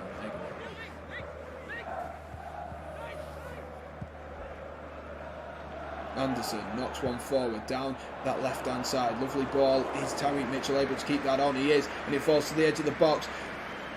Jeffrey Schlupp there tries to wriggle free. Reece James again stands strong and clears the ball up the field. It's hoiked back in by Joachim Andersen, and Aspilicueta's there to header that one out for a throw-in.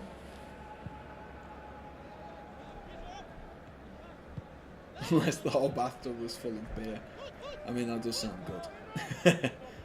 Isn't that the dream? Isn't that the dream?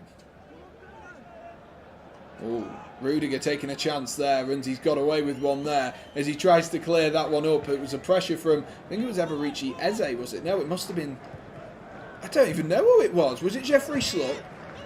I couldn't even tell you who that was there, putting on the pressure on Antonio Rudiger. I was hoping they'd walk back across the screen. The only reason I realised it was not Eze was because I saw his kit number. It must have been Jeffrey Schlupp putting Rudiger under pressure there. He's got away with one.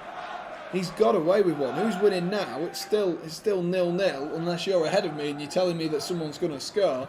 It is still 0-0 as I am watching right now. As Anderson tries to header one in towards the box there. Headed clear nicely, and that'll be half-time, ladies and gents. That'll be the first half done and dusted. In typical Chelsea style, well, they come out not really too quickly in this game, have they? And they've dominated possession, don't get me wrong, Chelsea have. Very typical of Chelsea under Thomas Tuchel to dominate possession. But for the most part, it's been a disappointing first half for Chelsea and Thomas Tuchel.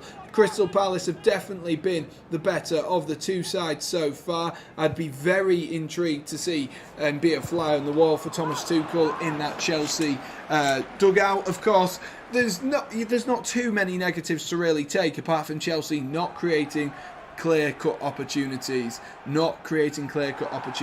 at the moment, and that's what scores you goals, really, doesn't it? That is what scores you goals, and that is where the important part arises. Curve's going to be back for the second half. No worries, Curved. Absolutely no worries, my dude. But let's have a bit of a halftime game. I'll get a few stats up as well. If I can stop the timer, that would be even better. There we are. Finally got it sorted.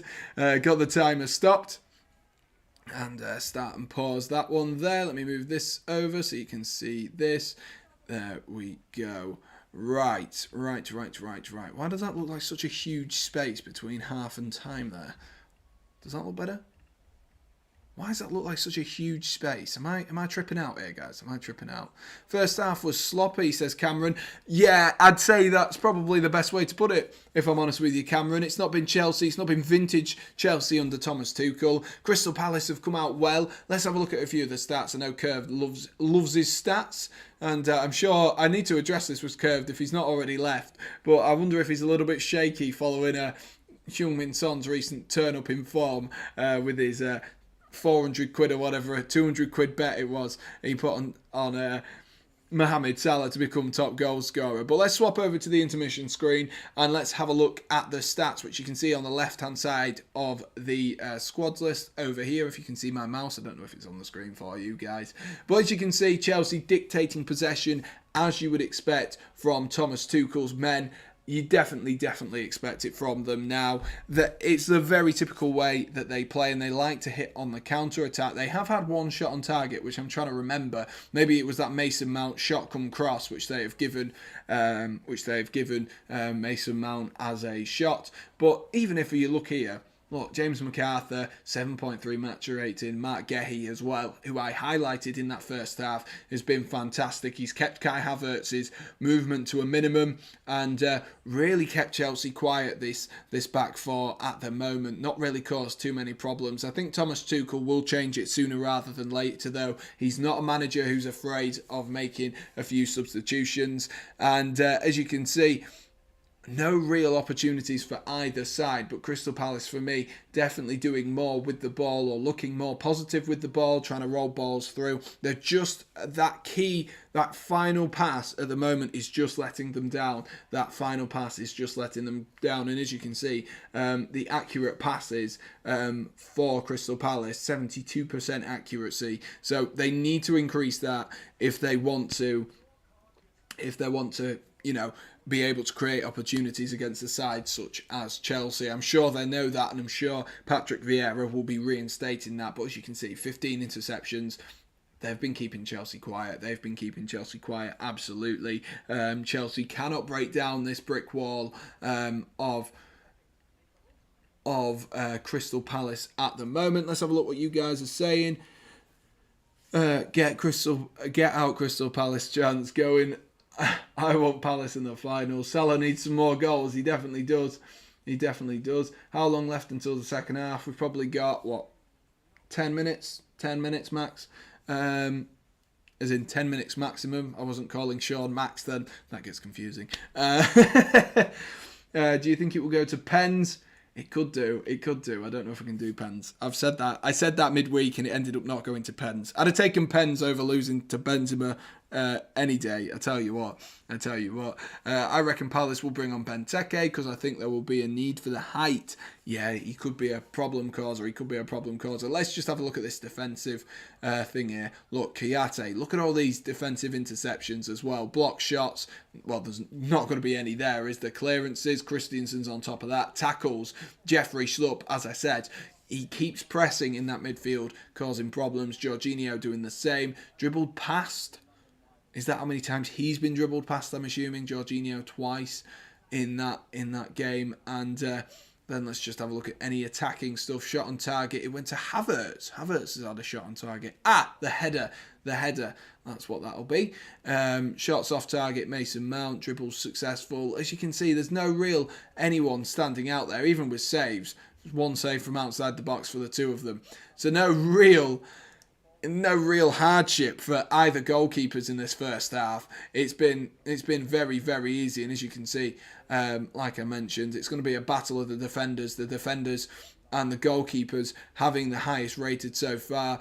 But overall, Crystal Palace being the better of the two sides. But what we will do is, guys, so that we don't just keep repeating ourselves looking at the same stats, let me go grab these cards and we'll have a little bit of a halftime quiz, shall we? Let me take my mic with me so you don't lose me. Let's have a little bit of a halftime quiz, and what we will do is we'll have a look, see if Wilfried Zaha is in this pack. That is my hope and dream that Wilfried Zaha is in here. If not, we'll have to go for another Chelsea player, or if there's anyone else who's got a link to Crystal Palace in this deck of cards, I will try and find them, but I'm not sure if anyone does. Maybe if I look at the other side, then they'll tell me people's names. That is very helpful. Julian Draxler's in here. If Julian Draxler's in here, I'd like to think Wilfried Zaha could be in here. I'm not so sure. Let me sit back down. I am back. I have moved all the way back again. Hello. Sam, make it easy one, please. How long's left until what's the full time score at the London Stadium? It's scrolling across the bottom. It was 1-1, I do believe. The Super Frankie Lampard. Let's have a look who we've got. We're not doing Romelu Lukaku. I'm telling you that now. I mean, that's quite a difficult question actually. But I feel like we've done Romelu Lukaku before. Eden Hazard, we've done him before. I know all the answers to those questions. Gerard Piqué, Ryan Giggs, Alan Shearer, Michael Owen, Thomas Muller, Gareth Southgate. Now that'd be an interesting one to do. R9, Pele, Bergkamp. Is there a Wilfried Zaha in here? I'm just scanning through. I mean, if Gylfi Sigurdsson and Aaron Moy are in here, you'd like to think that Wilfried Zaha would have been in here, but are we going for a little bit of European bias on this one? By the looks of things. He's not in any of them. If not, we'll just pick a Chelsea player for us, guys. I thought he was in here. I'm not going to lie. I thought I'd seen him in here.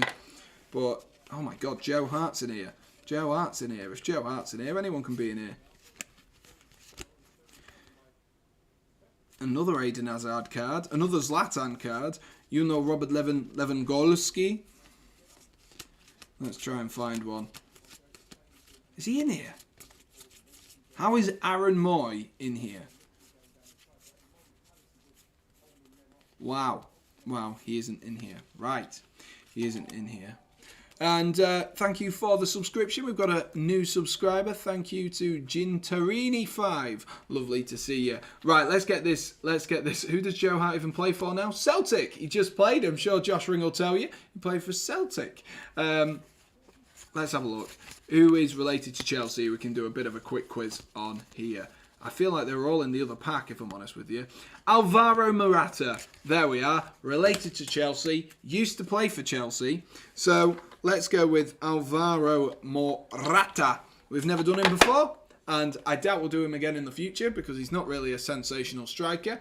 But it's Alvaro Morata who is in this pack of cards. So that's who we're going to go with, ladies and gents. So get in the chat and let me know.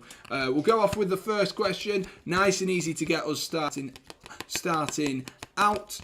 And the first question is, what country does Morata play for? What country does Morata play for? Thoughts on Patrick Bamford being called up to England? I mean, when he plays, and if he does play, and plays well for Leeds, then he's more than capable. He could definitely be a good sort of backup player to maybe a Dominic Calvert-Lewin and a Tammy Abraham, but and obviously a Harry Kane. I'm not ignoring Harry Kane there, but he needs to sort out his injuries. He just keeps getting injured at the moment, doesn't he? He does keep getting injured. He does keep getting injured. Poor old Patrick Bamford, eh? Poor old Patrick Bamford.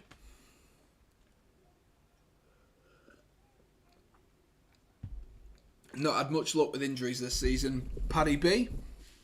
But hopefully he'll be back with a bang come the end of the season. Maybe pre-season he can work his way back up to full fitness. Let's see what you guys are saying then. So the first question on Alvaro Morata. What country does Morata play for to get us started off nice and easily?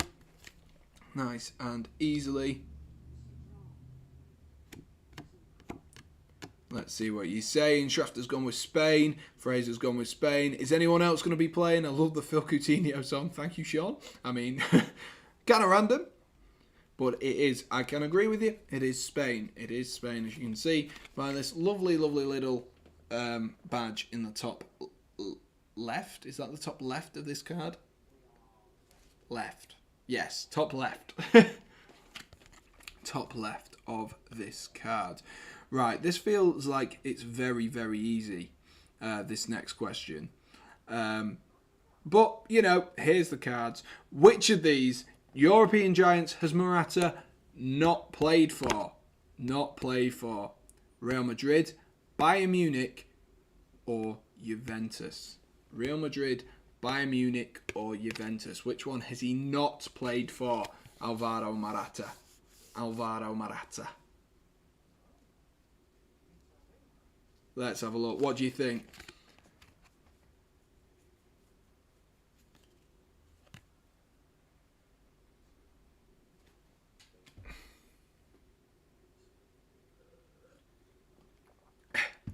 That's an England badge, Sam. Why lie? Sorry.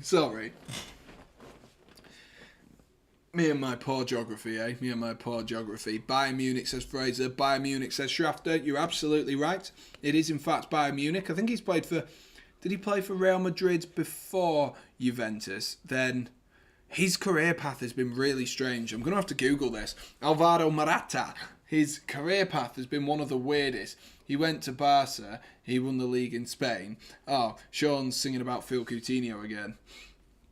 Lovely stuff, Sean. I thought you were going to answer my question, though, I must say. Morata, let's have a look at his career path because I think it is an interesting one. Alvaro Morata. So he started off at Real Madrid, then went to Juventus, then came back to Real Madrid, then went to Chelsea for like 72 million, then went to Atletico Madrid on loan, then permanently went to Atletico Madrid for like 2 months, and then went on loan to Juventus again. I don't understand why people keep buying Morata. He was one of the least clinical goal scorers we've seen in football. For him to be 72 million chucked at him, it's absolutely mental.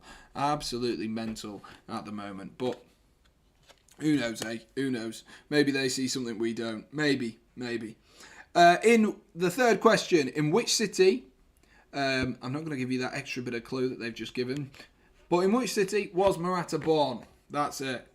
Easy enough question. If you can use your brain, it should be an easy enough question for you to tackle. an easy enough question for you to tackle. Right, let's have a look, ladies and gents. We are on 14 likes as well, so we're 1 like away from our like goal. So if you could smash that like button for us, that would be absolutely fantastic. And thanks to those who are watching at the moment.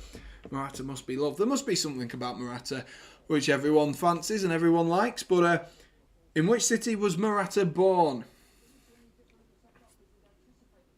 Fraser's gone with he was born in London. Fraser, what are you thinking? What are you thinking? Was he born in Spain? That's the question. Or is he like Diego Costa? Was he actually born in Brazil? Or was he born in Portugal? Where was he born?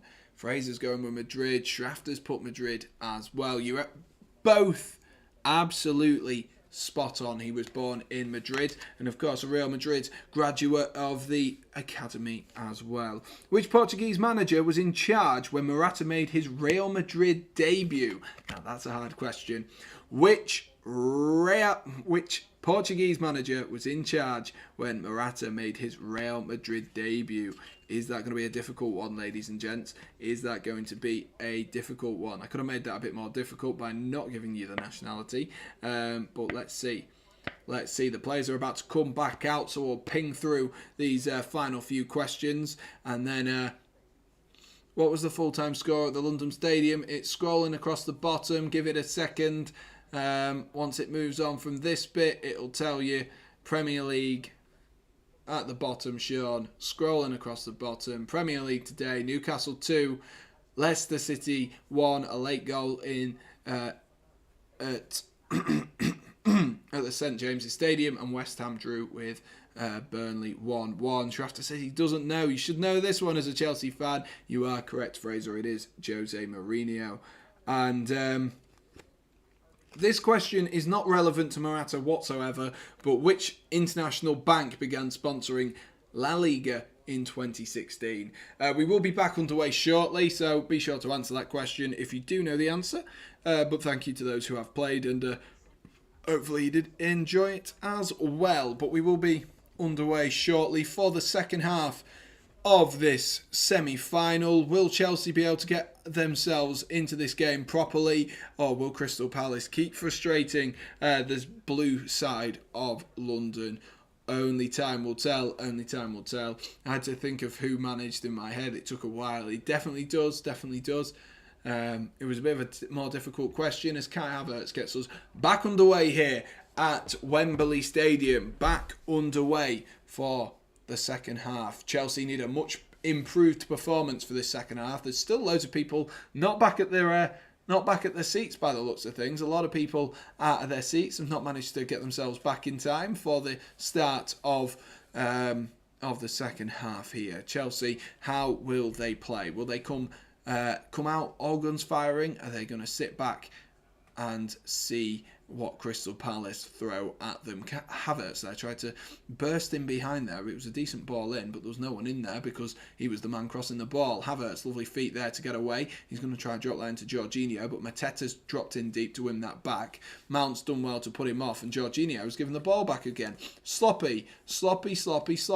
I'm not sure who said it earlier, but you're absolutely right. Chelsea have been sloppy at points. Very, very sloppy. Who was it earlier who said it? It was Cameron. It was Cameron. I thought it was. Sloppy from Jorginho already. Fulfilling Cameron's point. Absolutely. Santander. It absolutely was. Santander. The La Liga Santander.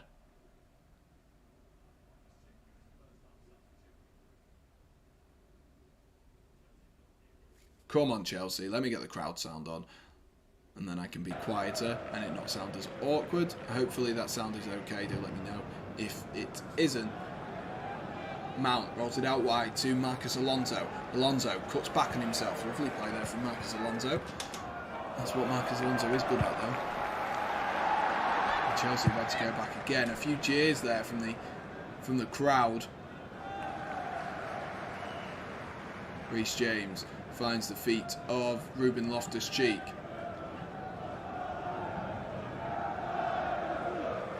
Come on, Chelsea, let's up this. Let's up this.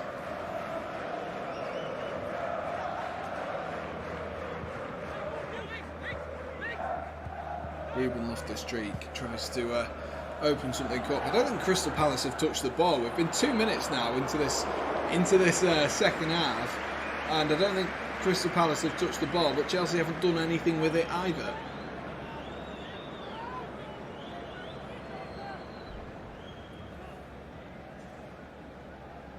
Lovely switch there into Azpilicueta from Rudiger. Here's Reece James into Loftus-Cheek.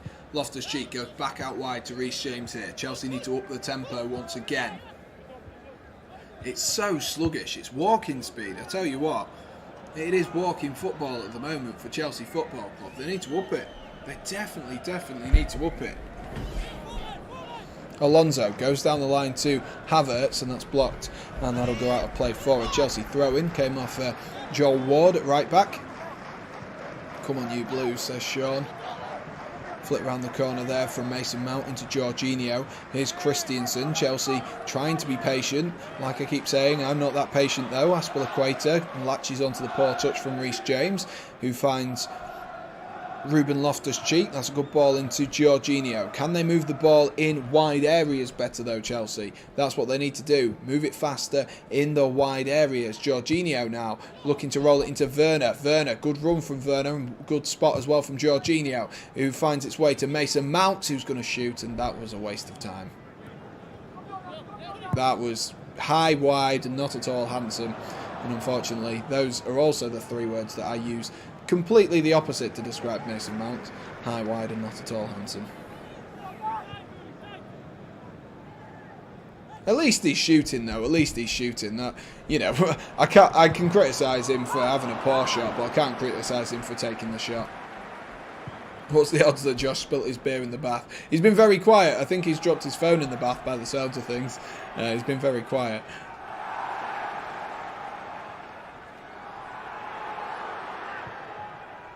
Jorginho into Mason Mount.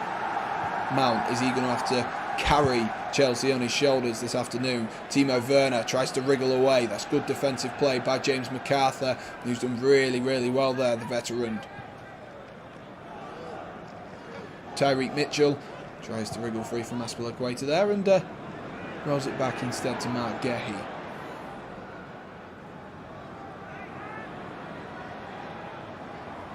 Ball knocked long, looking for Mateta. Azpilicueta does well to regain possession, and Reece James is going to skip by Wilfried Zaha as if he's not here. Sam, is it a must-win match for you? Absolutely, Sean. Absolutely a must-win match, mate. 100%. 100%, dude. It's so important that Chelsea win this one. They need to get to the final, and they need to, number one, stop Liverpool from winning that quadruple, because I cannot be bothered to deal with Liverpool fans if they do win the quadruple. And because you do realise if Liverpool win this quadruple, it isn't just going to be like when they won the Champions League and they were bragging for a year. It'll be the whole time. What a ball that is from Ruben Loftus-Cheek, and Werner. Oh, he can't quite get onto the end of it. Mark Gehi, again, his defensive duties, stands up and does it strong and does it well.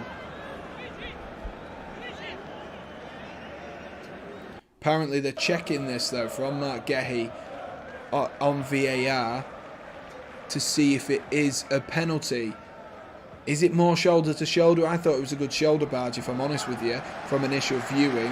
Timo Werner, as he tried to poke the ball through there. It looked a little bit clumsy though either way, and Jorginho looks to roll one in over the top towards Werner, who's got himself in behind Anderson here. He's going to drop it back now to Azpilicueta. Here is Kai Havertz into Azpilicueta again. Chelsea have just got themselves in behind now, and they've played the ball all the way back, and Rudiger's going to shoot, and unfortunately couldn't replicate the goal he scored against Brentford that time. Maybe a little bit of frustration coming out there from Antonio Rudiger that his teammates aren't taking the opportunities to shoot themselves, and that's why he shot from such a long range and such a long distance. Palace managed to draw 0-0 against Manchester City. They most certainly did. They're not a slouch, you know. They aren't a slouch, and they're actually going to, it's going to be their first move is going to go to them. So first substitution of the second half will be going to Crystal Palace, who feel like they can get something from this game as they look to bring on Jordan Ayew as a potential goal threat for Crystal Palace. Rudiger there, for some reason, gets himself tangled up with Mateta. Don't think he needed to do that there, the German international. He was really going nowhere. Ayew just getting his information and his tactical analysis from Patrick Vieira.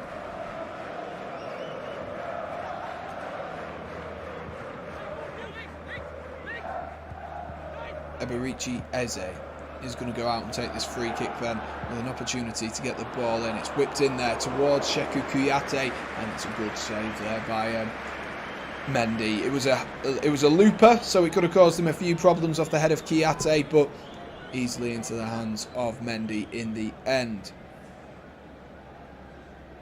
Crikey, Fraser. Sounds like you're a bit better than real Tom. Like FIFA anyway.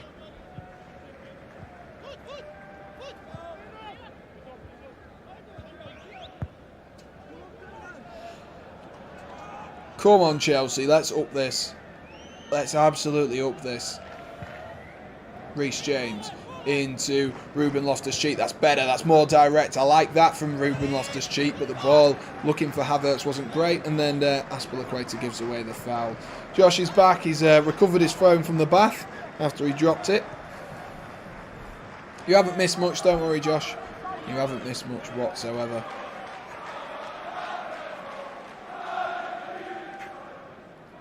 Definitely not missing out. Definitely not missing out. As Jordan Ayew is going to be the first person to come on for a tactical substitution, at least in this game. And weirdly enough, they're taking off Mateta.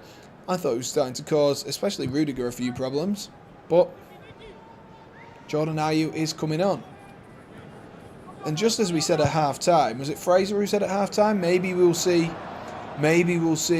Christian Benteke to use that pace and abuse that strength that he does have, the strong and powerful nature of Christian Benteke. They've actually gone for a completely opposite striker, maybe someone who's a little bit more technical, using that very loosely in Jordan Ayew. But that's I tell you what, you're going to end up clipping that, aren't you, when he scores like an absolute worldie against us in this game, and he's just like skipped by everyone.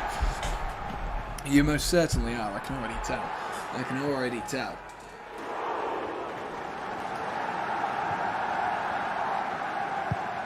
I'm quite surprised actually that Crystal Palace have made that move so early on. That tactical decision. Very, very, very surprised, considering as well that it's 0-0. But I guess it's a sign of intent that they're not happy to sit back and have a 0-0. Loads of empty seats. Yeah, I think there's loads of people who've not come back curved from half-time. Maybe a few late returners, like Mr. Josh Ring was. Another cup game with extra time or not. It's going that way, Josh. It's going that way, I must say. It is going that way. It definitely is. We'll get abused by the corporate seats. Wembley for the final. Yeah, definitely. Oh, he zipped that back to him there from Rudiger. I just feel a bit nervous when the ball's played back to Mendy now. Unfortunately, I guess that comes with the territory with goalkeepers anyway. But I just get a little bit nervous when since he made that mistake against Real Madrid. Of course, it's a 1 in a million mistake, and I don't expect him to make another one, but I'm now just very, very conscious of it, and I wasn't before.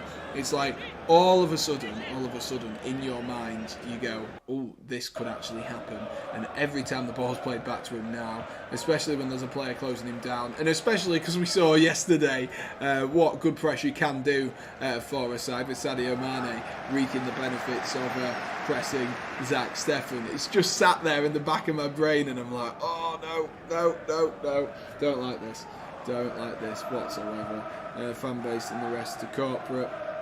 25,000 to the fan base and the rest to corporate. My phone is being dodgy. Nice.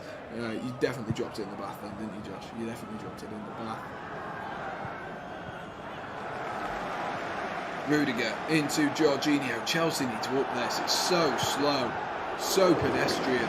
This is not the same side we saw play against Real Madrid in midweek. It was so much better, the game in midweek. Reece James drops it into Azpilicueta. That's a good turn by Jorginho, but he's had to go backwards once again. Reece James now is drifting across that midfield. It's really strange where Reece James is now playing. It's like he's playing defensive midfield. I wonder if that could be a thing that they change. Move Azpilicueta back, move Ruben Loftus-Cheek out onto that right wing back role and put Reece James in the centre, because he looks like he's just staying in there at the moment. I don't know if anyone else has spotted this, if you are watching it at the moment, but he is right in the centre. Jorginho dropped into that right centre-back role at the moment to cover for the English full-back. Here is Marcos Alonso, finds Reece James again, everything going through Reece James at the moment. Now Jorginho.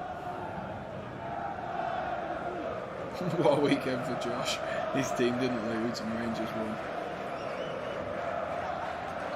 Is this the right time to say I haven't found Chelsea? You haven't found Chelsea entertaining this season. I mean, probably. You've probably pitched a good. You've probably chose a good time to pitch, Josh. I must say, you've probably chosen a good time to pitch. As I don't know who that is who went down off the ball there. Jeffrey Schlupp. I think he just got his toe caught there, just with a stud from Reece James. Oh, it was a bit clumsy from them both, to be honest with you. I thought it was a foul from Jeffrey Schlupp because Reece James does play the ball. Just got his toe caught under a stud there. Yeah, they've not been at their scintillating best this season, have they, Chelsea, for the most part? But we saw it against Real Madrid. It's still there. It still can be there for them to use if they use it correctly. It's just whether they can. And it's interesting that Reece James is moving about a little bit more. Maybe they're just trying to disrupt that midfield so far, because the midfield has been very, very easily used. And just from noticing from that restart there, from following the Jeffrey Schlupp, just a little bit of a stamp on his foot. Wilfried Zaha seems to have gone through the middle, and it looks like it's going to be more of a 4-5-1 across that midfield. So maybe a change in emphasis for them as well, as Wilfried Zaha has some nice feet there, tries to get away from Christensen. He's got a little bit of fortune there, and Wilfried Zaha whips that one in, and Eze's at the back post, and that's a vital piece of defending. Brilliant there from Azpilicueta. Brilliant piece of defending there, as Eze was just about to line one up at the back post. Good feet from Zaha there, who caused a few problems for Christensen there, and it's a good header by Azpilicueta. Tuchel has never lost the semi-final, but he has lost the quarter-final. So Chelsea versus Liverpool guaranteed. Well, the thing is, Josh, these accolades have to break at some point, don't they? They have to break at some point. Crystal Palace will be hoping that is today. In comes the corner then from Eberiche Eze, and that's headed, and it's... Oh my gosh, that was so close to going in! Oh my gosh, Kouyaté has missed by a matter of inches. Don't let anyone tell you that 2 inches isn't a big gap, because 2 inches has come to Chelsea's favour here. That was not far away. It's come off the shoulder. It's come off the shoulder, I think, of Kouyaté. If he didn't have a 50p head and he could just header it normally, I think that's 1-0. Chelsea get away with one there. They most certainly get away with one. Curve said Chelsea will get a red card. If anyone's going to get a red card at this rate, it's Kai Havertz. He's been a little bit clumsy considering he's already on a yellow card.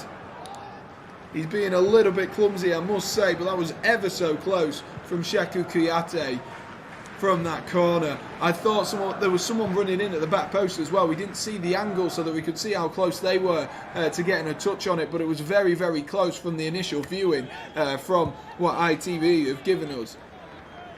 We want Palace, the underdogs, to win. Fraser, you want Palace to win so that you will have an easier final. That's why you want Palace to win. You don't want an underdog story. I know exactly what you're thinking. You want the easiest way to the final possible. I can't blame you, but don't try and pretend you want an underdog story, because that isn't what you want, Fraser. I'm onto you, dude. I am onto you. Every Chelsea fan like Sam wants a Chelsea win. Exactly. That should be absolutely expected.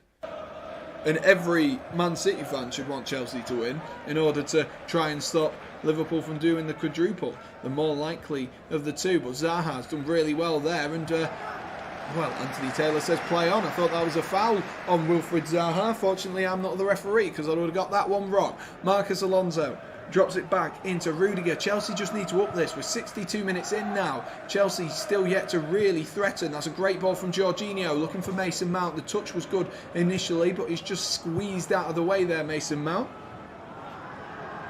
It's been so easy defensively for Crystal Palace so far. Rudiger and Zaha getting in a bit of a tumble there. Bit of a tangle of legs. Palace ain't an easy team, Sam. I'm not saying that, but I can see what you're thinking. You'll take the easier of the two, apparently. Aspilicueta to whip in a ball there. It's defended well.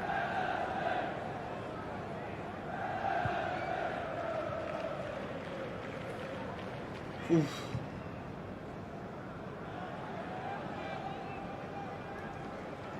Oh, come on, Chelsea. Come on, let's up it. Aspilicueta into Havertz. Havertz, can he do something with it?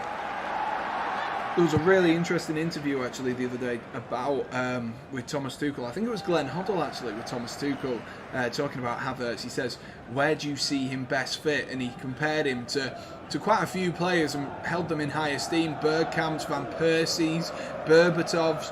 And so he clearly sees there's an excellent player in there. It's just trying to get the best out of the young German. Don't forget, he's only 23 years of age, Kai Havertz.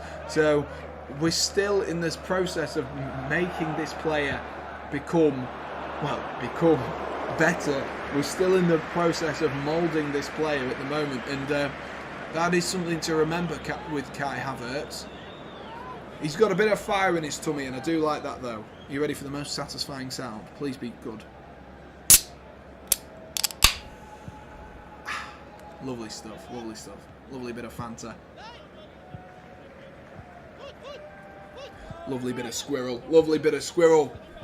64 and a bit minutes on the clock. Still yet to know, still yet to have any hints really who is going to be joining Liverpool in that final on Saturday the 14th of May for the FA Cup. Who will be going for the final? As you can see, N'Golo Kante's little legs warming up there. Let me know who you think is going to be, what you think is going to be happening. Cameron says, come on Chelsea.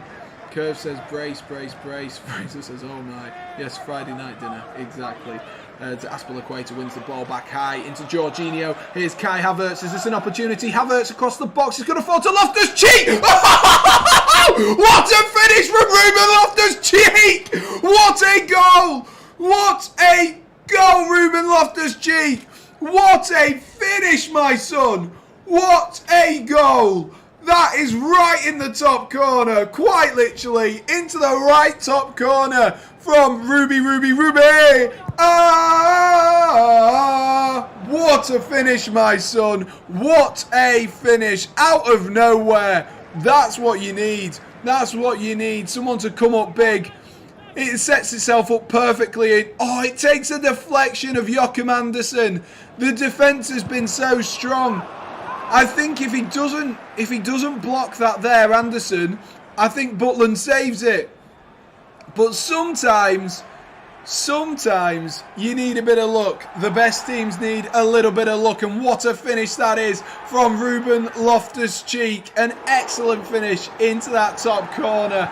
Brilliant stuff from Ruby. Lovely stuff. What a goal from him. What a goal from the lad. Get in. A lovely finish. Let's see what minute that's classed as. 65 minutes from Loftus-Cheek. Excellent stuff. Just what we want. Just what we want to see, ladies and gents. Just what we want to see. I thought I put Ruben Loftus-Choke then. Let me just double check that. No, I did put Cheek. Tuchel loves a semi. I mean, I wouldn't phrase it like that. Josh. Game on, says Curved. 3-1 is still on, says Shafter. Fraser after some of that, says Sean. Chelsea have just scored, says Tom. And lucky, says Fraser. Fraser's not pleased. Not pleased, like I say. Oh, what a finish from Ruben Loftus-Cheek. I don't care if it took a deflection. It was an absolute scorcher of a strike. He's hit it well. He's hit it brilliantly. That's better, Josh. That's better. You're getting a little bit sus with some of these comments, Josh.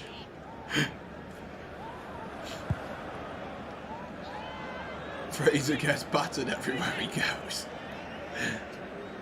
Rudiger looks long, looking for Timo Werner, and he was just a little bit unlucky there. He tried to peel off Anderson. He is causing problems though, Timo Werner. I think it's only a matter of minutes before he gets himself a goal, Timo Werner. If he can keep those runs coming and the balls keep coming as well. And when the balls stop coming, yeah, they don't stop coming. And we hit the ground running. Hey now, you're an all-star. Get your game on. Go play. Come on, Chelsea. Let's get your game on and go play. Let's finish this game. Let's sink Crystal Palace hearts. That's what we're hoping for. I'm on holiday mode. Brain isn't quite in gear. Yeah, fair enough. Fair enough. Reece James into Azpilicueta. Chelsea look a lot more comfortable on the ball now as Jorginho clips one into the channel, looking for the run of Timo Werner. Werner pulls it back to Loftus-Cheek again. Loftus-Cheek finds Azpilicueta. Azpilicueta pulls it back. Jorginho sees Marcus Alonso, is that? No, sorry, Mason Mount with an excellent touch on his right thigh there, and he's brought it down well. He's being a little bit crowded out by the Crystal Palace defenders, who stand perfectly. Here is Jorginho once again, who's going to switch it, looking for Azpilicueta. Decent touch there, but well won back by Tyreek Mitchell, and Azpilicueta just a little bit unlucky and a little bit clumsy there as he tried to get the ball back.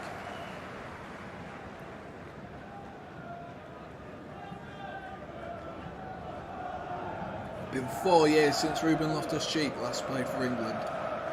Such a shame for the lad.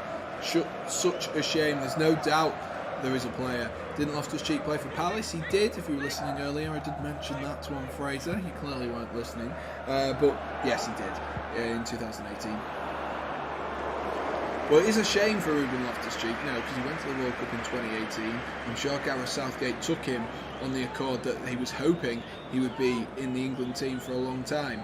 And it's been 4 years now. 4 years since Ruben Loftus-Cheek has featured. And hopefully we can see him back in an England shirt soon, if he can get a good run of games in a Chelsea kit towards the end of the season. Sure, Tuchel won't be too worried about replacements for the likes of Kante and Jorginho, who are both the opposite side of 30 now, of course. Older players seem to be more of a trend at the moment, as Benteke looks like he's going to be coming on for Crystal Palace as well.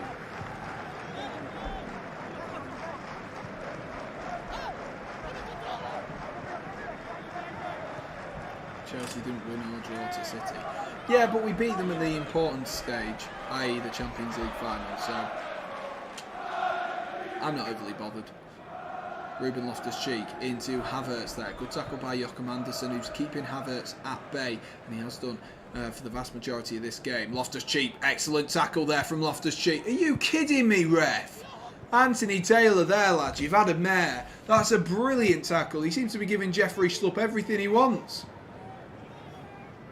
Jeffrey Schlupp clearly got Anthony Taylor an Easter egg. I tell you what, he seems to be giving him everything. Anytime anyone comes anywhere near Jeffrey Schlupp, they're going, oh yeah, go on then. Give him a yellow. Go on, give him a penalty. Give him a free kick. Whatever it may be. Seems to be the case at the moment. Definitely seems to be the case at the moment. I'm not quite sure on why either. Not quite sure on why. We've hit 15 likes, so thank you to whoever was the 15th like. And do be sure to, if you haven't already, do be sure to smash that like button for us. We'll try to keep on going towards 20 likes as well. That'd be excellent. Good touch there by Kuyate, who tries to unleash Jordan Ayew, who can only find a throw in there. He was trying to appeal that Mason Mount had fouled him there. Tried to appeal that Mason Mount had fouled him.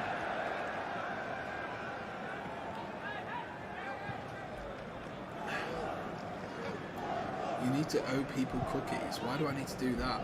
Oh, there's 2 substitutions coming on. 2 substitutions coming on. So there's Benteke and is that Elise? I'm tempted to say. As my voice cracks.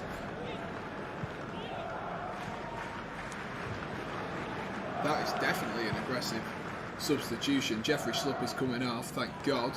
The referee can't can't give him everything all the time now. And James MacArthur is also coming off, so the captain's coming off, who's had a decent performance today. James MacArthur, he's done very, very well, and it is Michael Elise and Christian Benteke coming on. So those are the two players coming on, and Benteke already trying to show his authority in the Chelsea box from this free kick.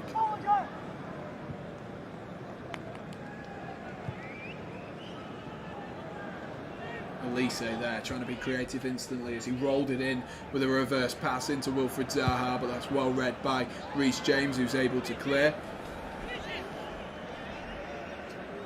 What are you two arguing about here?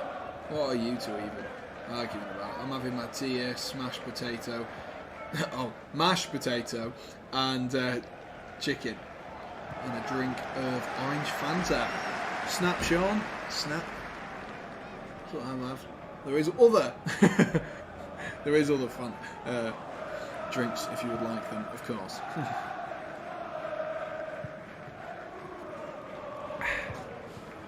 Tasty, tasty, tasty, tasty. Jack Butland is going to clip one forward to Benteke. Good flick from Benteke, who finds Zaha. Here is Ayew. Now they've got an overload here, and Ayew tries to roll it in towards Zaha. Zaha's done well to keep that one away from Rudiger. It's pinged towards the back post. Good touch there from Eze, who finds Elise. Is this an opportunity? Elise tries to get away from Marcus Alonso. Pulls it back, cleared by Christiansen. Only as far as Joel Ward, who gets it down. Here's Elise once again. Elise finds Kouyaté. Kouyaté into Joel Ward again, who's got the captain's armband on, and looks like the opportunity might have just gone here for Crystal Palace, who was having to play the ball around the back again.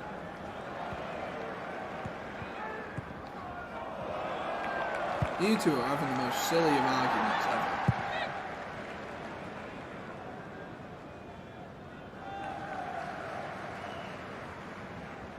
Are you trying to roll his way away from Jorginho here, who's sticking close to him?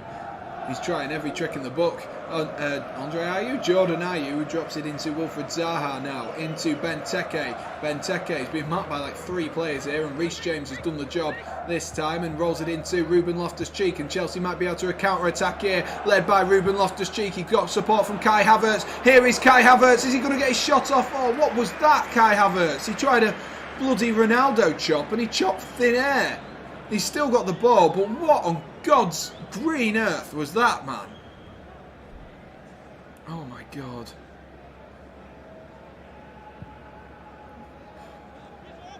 Oh my God. Oh, good tackle there from Rudiger, and he manages to find Havertz. Werner, great touch from Werner, drops it into Mason Mount, back into Timo Werner once again. Werner looks for Mount, Mason Mount, there we are, hello, what a finish from Mason Mount, and it's Chelsea 2, Crystal Palace 0. Is that Norwich? Is that Watford? Because he scored again, and he's done it again when Chelsea need him. Mason Mount's 12th goal of the season, and that is Chelsea 2, Crystal Palace 0. Let's hear his haters now. Let's hear his haters now. A lovely finish from Mason Mount. He doesn't have to be in the game that often. He can just come up with goals when Chelsea desperately need them, and a lovely goal it is. What a ball by Werner as well. A great first touch from Mason Mount, and a lovely finish into that bottom corner. A lovely, lovely finish. A brilliant finish. What a finish from Mason Mount. A brilliant, brilliant finish. Dino's just put, oh, it's you. What's that supposed to mean, Dino, lad? What's that supposed to mean? What is that supposed to mean, mate? Lovely to see you, dude. Lovely to see you. What a finish that is by Mason Mount. And Chelsea are 2-0 up now. And without a massive crumble from Chelsea, surely they'll find the way through to the final here. Without a crumble, they will surely find themselves on the way through. What minutes that been given us? 76 minutes for Mason Mount. And he does make way as well, does Mason Mount now, and so does Jorginho as well, as Romelu Lukaku comes on, and so does, who else has come on? Hakim Ziyech as well. Mount FC, Mount is magic, he wears a magic hat. If you throw the ball at him, he'll kick it in the net, says Shrafter. Right, I'll see you at the final Wembley again. It seems to be a common feature this season, doesn't it? It seems to be a common feature. Lovely finish from Mason Mount, though. Lovely, lovely, lovely. You didn't know you had a channel and scrolled past Josh's community post and didn't realise the alternative stream would be you, that's all. Ah, fair enough. Fair enough. It is me. Hello. It is me.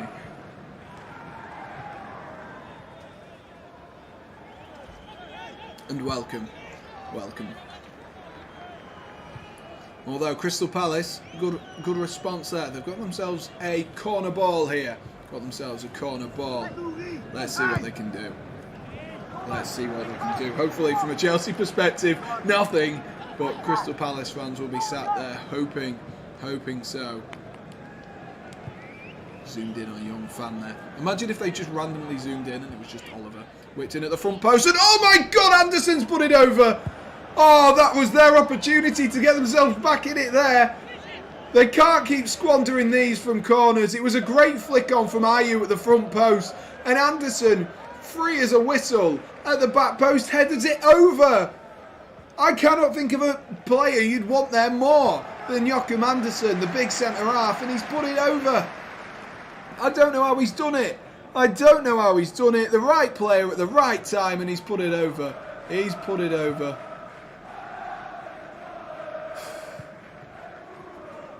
Oh, Kai Havertz has also come off. Bloody hell. So, Kante's come on, Ziyech has come on, and Lukaku's come on. Mount, Jorginho and Havertz have all come off. Blooming heck.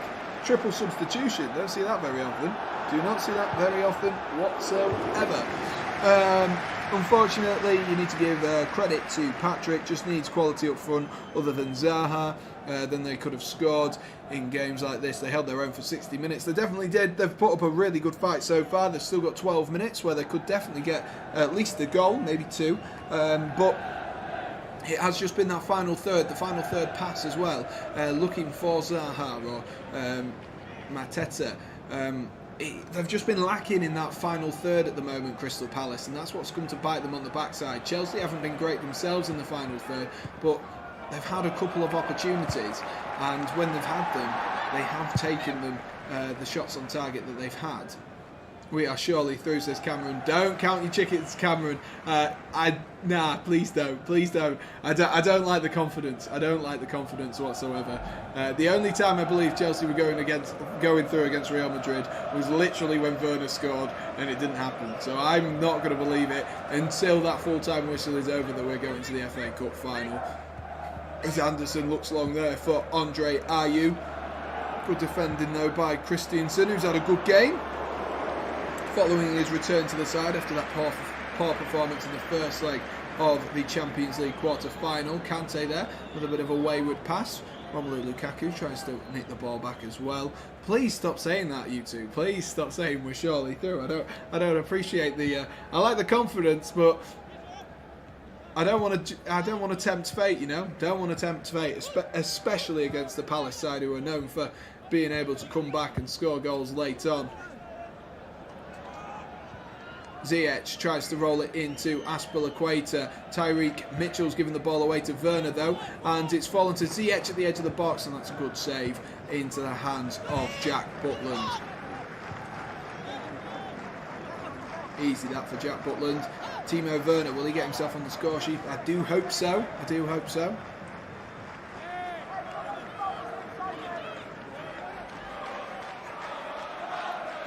Do you feel sorry for Oliver? I mean, would he feel sorry for me? That's the question, Sean. Would he feel sorry for me if it was 2-0 to Crystal Palace? I can tell you he would be in my DMs going, way! No, but of course, they've put in a resilient performance so far as Ayew goes down the line here. He's up against Reece James, and that's an excellent block there from Reece James, who I think he's won himself a goal kick as well from that. Yeah, I mean, of course I do. Of course, I have sympathy for him. They've come a long way. They've been fantastic this season, and they've been without Conor Gallagher as well and put in a great performance, a really, really good performance. And they've done well for 65 minutes of this game, switched off. Maybe you could probably say 70 minutes of this game. They've been great and just very. what's the word? Very difficult occasion for them, especially coming in without one of their top goal scorers this season. Christiansen's going to make way, and Thiago Silva is coming on. I don't think he kept on saying we will destroy Chelsea. Happy Easter to everyone who celebrates this, says Cameron. Yes, happy Easter to everyone, and hopefully you've got enough Easter eggs to last you at least a little while anyway. That's a lovely ball from Ziyech going down the right-hand side to Azpilicueta. Good ball into Ruben Loftus-Cheek. Is there football on tomorrow? I think there is. I think there's Championship football on tomorrow. Maybe we'll do a Championship live stream. Let's see. Oh, it's Huddersfield versus Middlesbrough. Maybe I'll sit and watch it. My score prediction was Chelsea 2, Palace 1, and the prediction I made right at the beginning was that Crystal Palace were not going to make it easy for Chelsea, and I think we've seen that today, haven't we? It's not been an easy ride for Chelsea, especially that first half. Crystal Palace were the better of the two sides as Azpilicueta gets a really strange tackle on him from Azpilicueta, but from Ayew, sorry. Thiago Silva rolls it out wide to Azpilicueta now. Ruben Loftus-Cheek, who's been good and influential in this game since he's come on.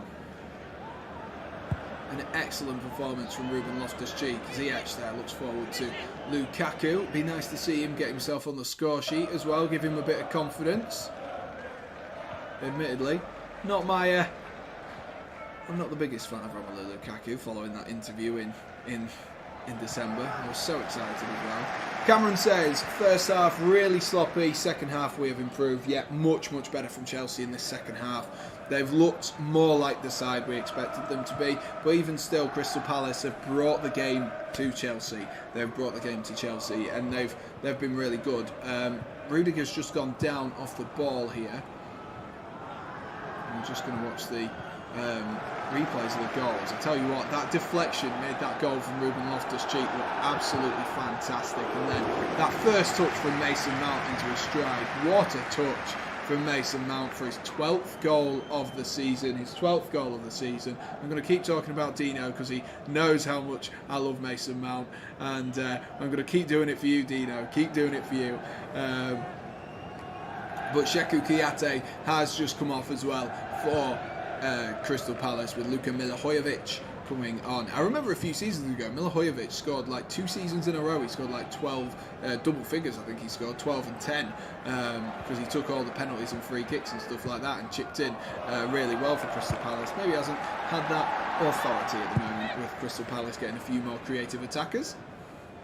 And of course, Zaha will want to be topping up his goal tally as well. Still 5 minutes left of this game. If you haven't already, guys, do be sure to smash that like button for us, and do hit subscribe as well if you are new to the channel. And that would be absolutely fantastic if you could. 5 minutes left. Crystal Palace not out of the game just yet, but they do need a goal imminently if that is the case. Milivojevic there tries to clip one out wide to Michael Olise, and that's gone out for a throw-in. Mount is good, definitely a big discussion on Wednesday in this chat. There was. Wiki was very anti Mason Mount the other night. Very anti Mason Mount. He does not rate Mason Mount whatsoever. Admittedly, I probably rate him more than I probably should, but I guess me and Wiki even it out then. That's what I'm thinking. You can't score 12 goals in a team like Chelsea and not be a half decent player. If you look at the players he's outscored in the Premier League this season as well. I know you can say stat pads, but you could say that about anyone. Eze now darts into a little bit of space. Is that a foul from Loftus-Cheek? Referee says no, and Rudiger's going to clip one forward into Timo Werner. Here is Timo Werner. He's got a bit of green space in front of him. Can he look up and see someone there? But no, and it's good defensive tracking back there from Joel Ward.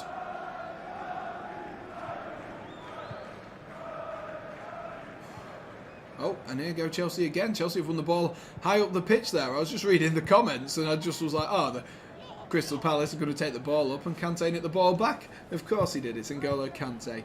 But Chelsea just playing the ball around the back here. They don't need to worry. Oh, as Thiago Silva's pass goes a little bit wayward from Reece James. It's not football without the fans. No, it definitely isn't. It doesn't feel the same. Anyway, that's a lovely ball into Romelu Lukaku. And, Mason, who was that? Sorry, I think it was... I don't even know who that was who was in there. It was Azpilicueta. No wonder I couldn't work out who it was. But it was Lukaku who played the ball across and Azpilicueta missed it. Sean's a big Bristol City fan. Good on you, Sean. Milivojevic there, looking long. That's a great ball. If Ayew can get on the end of it, and that's brilliant goalkeeping. Excellent goalkeeping from Edouard Mendy. Made himself big, made himself strong. Got his hands out and grabbed it nicely. Good stuff there from Edouard Mendy. Good, composed goalkeeping. Here's Marcos Alonso drifting into some space. He's got Kante for support. Is he going to dish the ball out? He does, but he goes back to Rudiger. Can Chelsea get themselves a third? I'd take a third, you know. Unlucky Sean. Josh. Very rich coming from a Villa fan at the moment. Very rich.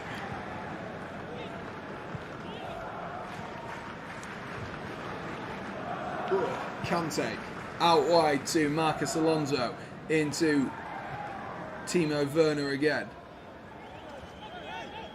Cameron says, I agree with you. I'm a huge fan of Mount and Havertz. Mount being a great player. Havertz is my favourite player. Big fan of them. Fair enough. Fair enough. Havertz winds me up a little bit, but I definitely like Mason Mount. And Timo Werner's going to go man of the match. Timo Werner. They've, for once, not given it to goal scorers, which is pretty mental. But Timo Werner has been good today. It's his running that really causes problems for defenders. He's so quick and so... Like, it's not even about his goal scoring, and that's a great ball from Kante into Timo Werner, and he's not quite seen the run of Romelu Lukaku. I don't know why Lukaku's made that run there. He's pulled himself out of the box, just bust the gut to get in there. But I guess that's probably the way that Chelsea have been playing, that Lukaku doesn't know where he needs to be in that sense. He's probably been told previously that they'll get to the byline and pull it back, and that's why Lukaku has gone to pull it back, and that time Werner's decided to spice it up a little bit. And Lukaku's nowhere to be seen. Two English goal scorers today for the first time since 1970. I tell you what, mate, you just come up, you've not been in the chat, and then you come up with a beautiful, beautiful stat like that. For the first time since the 1970 Cup final against Leeds. That is amazing. I really love that. I love that stat. Two English goal scorers, Ruben Loftus-Cheek and Mason Mount. Curve saying that Lukaku is a comedian. Oh my God, what a touch that was from Lukaku there, and it's fallen to Timo Werner. Werner across to Lukaku, he's in the post. Ziyech, can he score? Oh, what a save! What a save! How was Lukaku in the post there? Oh, it's so unselfish from Timo Werner. So unselfish. The initial touch from Lukaku was devastatingly good, and then it falls and breaks to Werner, and how has Lukaku not scored? How has he not scored that? He puts it onto the post. I was hoping Werner would get himself the goal. He's got himself an assist in this game, but I was hoping, and then there was three bodies in the way that Ziyech had to place that one past. But oh my gosh, that's what I was hoping for. That is what I was hoping for. A Timo Werner goal. I'd love to see one. I'd love to see one. Boost his confidence. He's an excellent player. He just needs confidence, Timo Werner. In comes the corner from Marcos Alonso in towards Werner. Werner's touch was a bit poor on that occasion. Zaha's going to press the ball when it goes towards Thiago Silva. Lovely ball there from Werner into Ziyech. Ziyech into Rudiger. Oh my gosh. I thought he was going to bend one Harry Kane style, like against Tottenham, into the far corner there, Antonio Rudiger. Oh my gosh. That's a lovely back heel as well from Timo Werner into the path of, well, it was both Ziyech and Rudiger running through. But I've got a smile on my face, and it's nice to have a smile on my face come the end of this game. We've got about a minute and a half of added time at the end of this game. Can Timo get himself a goal? That is my hope, and that is my wish for the end of this game. Chelsea whipping this corner from Ziyech. It falls out to Kante. Kante's going to drop it into Timo Werner. Werner into Hakim Ziyech once again. Ziyech across the box, and Lukaku, he's just not quite in there, is he? His movement's just slightly off. I guess that's what you get when you haven't played him for a little while, but he appreciates the ball in from Ziyech, but he was in the right area that time. In the right area, trying to get himself in. He just wasn't quite aware enough to where when the cross was going to come in. He wasn't in line. He wasn't in line at all.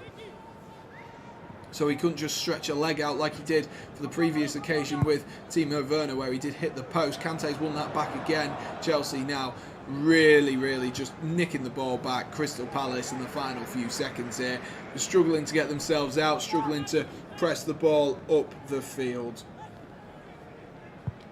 Rudiger into Ziyech.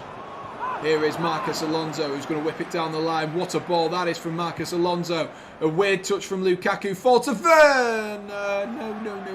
No. Pretend we didn't see it. Pretend we didn't see it, Timo. Pretend we didn't see it. It doesn't matter. We're 2-0 up. It doesn't matter. It doesn't matter that you blazed it over. You've had a great performance, Timo Werner. Let's pretend like we didn't see that one. Oh, he must have been saved by Jack Butland, and that's why Jack Butland's got the ball at his feet. I did not see that one coming. And there we go, ladies and gents. There we go. Chelsea are going to be joining Liverpool in the FA Cup final. Is it third time's the charm for Chelsea in these FA Cup finals of late? We've lost to Arsenal. We've lost to Leicester. We've got Liverpool this time, a different opponent. Can Chelsea get themselves a goal? A decent second half performance after a brilliant first half performance from Crystal Palace. It was a great first half performance from Crystal Palace. They made it difficult for Chelsea. They couldn't create the opportunities, but they couldn't create any opportunities for themselves. Really couldn't create any opportunities for themselves. Chelsea, though, they showed their class. They showed why they are one of the best teams in the league, and they were champions of Europe. They still are technically, but why they were champions of Europe over the last year. All they needed was a little bit of a break, and a fantastic finish from Ruben Loftus-Cheek, and a great goal and assist from Timo Werner, and a goal from Mason Mount to wrap up the game in 76 minutes. It was a fantastic game of football. Chelsea find themselves getting their way through to another FA Cup final. I'm really pleased with that. Chelsea, we need to end this season on a high. We need to end this season on a high. A season that promised so much. If things could have gone differently. We could have already won the Carabao, as well as the Club World Cup. We've already won silverware this year. So in that sense, it's not a desperate thing. But Chelsea will want to win this now. They'll definitely want to win this. They've been in the top. Well, they've been one of the best teams this season. January came for Chelsea, back end of January, beginning of January, back end of December. Chelsea had that slip off of form, and Chelsea would have wanted to have been closer to that top two of Liverpool and Manchester City coming into these final games of the season. So this means so much for Chelsea. But of course, they're going to have to do it the hard way, aren't they? They are going to have to do it the hard way. They've got Liverpool. Liverpool are still on at this current moment in time for a quadruple. They've got games against Villarreal and Real Madrid or Man City if they get there, the final of the Champions League. And of course, a final against Chelsea on the 14th of May. But it's going to be a hard game for Chelsea Football Club. But Chelsea have been there. They know the pain. They know the heartbreak. And maybe that will serve Chelsea well this time around. Do let me know, guys. Get in the chat if you are, still listening and you've been watching along with me. What have you made to this game? It's been a fantastic Chelsea performance. I personally think Chelsea have done really well in this second half to overcome what looked like a bit of a desperate first half, if I'm honest with you, as they looked like they were struggling. Great to see, though, Crystal Palace fans, as we can see at the moment, all of them still in full voice and appreciative of the job that Patrick Vieira has done and his team has done in this game. That first half was fantastic from Crystal Palace. They kept Chelsea at bay, like I said. The problem was it was that final third. And you've got to be good in the final third. Timo Werner, on our screens right now, was excellent in that game. And they're looking at Conor Gallagher as well. And it must be mixed feelings for him. He is one of the top goal scorers for Crystal Palace this season. Second top goal scorer, maybe behind Wilfried Zaha. And a big loss. Maybe the game would have changed had Chelsea allowed Conor Gallagher to have played, but you know, it's part of the rules. It is part of the rules. Chelsea see themselves through, and Ruben Loftus-Cheek and Mason Mount do get the goals. Fraser's going to head out, so that is probably where I will leave you as well. Not just because Fraser is going. Can I just remind you before I go anywhere, there's 7 of you guys listening, there is a YouTube short on my channel which was uploaded earlier. If you could go drop some love on that, that would be absolutely fantastic, ladies and gents. That would be absolutely fantastic. And do be sure to, you know, if you want to see more of me, go over to my TikTok, it's Sam Redgate-Large, and also my Instagram account as well, which is SRL Sport. Get over there as well and drop some love, why not? Thank you for those who have watched throughout. It's been a lovely stream. I've really enjoyed it. Hopefully you guys have enjoyed it as much as me. If you have, like I say, do be sure to drop that like and do subscribe if you are new for it. And we'll be back in midweek, I am sure. I'll try and let you guys know in a little bit in advance what we're going to be getting up to. I need to check the fixtures. I know there's obviously Huddersfield Town playing at 12:30 tomorrow at Middlesbrough. But let's see what we can do. But guys, I am going to leave you guys there. So this should be a monumental occasion for Chelsea. It's exciting. This should be a great afternoon and a great evening, and hopefully the parties go long on into the night for Chelsea Football Club. So I appreciate all of you guys. Thank you for watching, and I'll see you on the next stream. So stay safe. Cheers.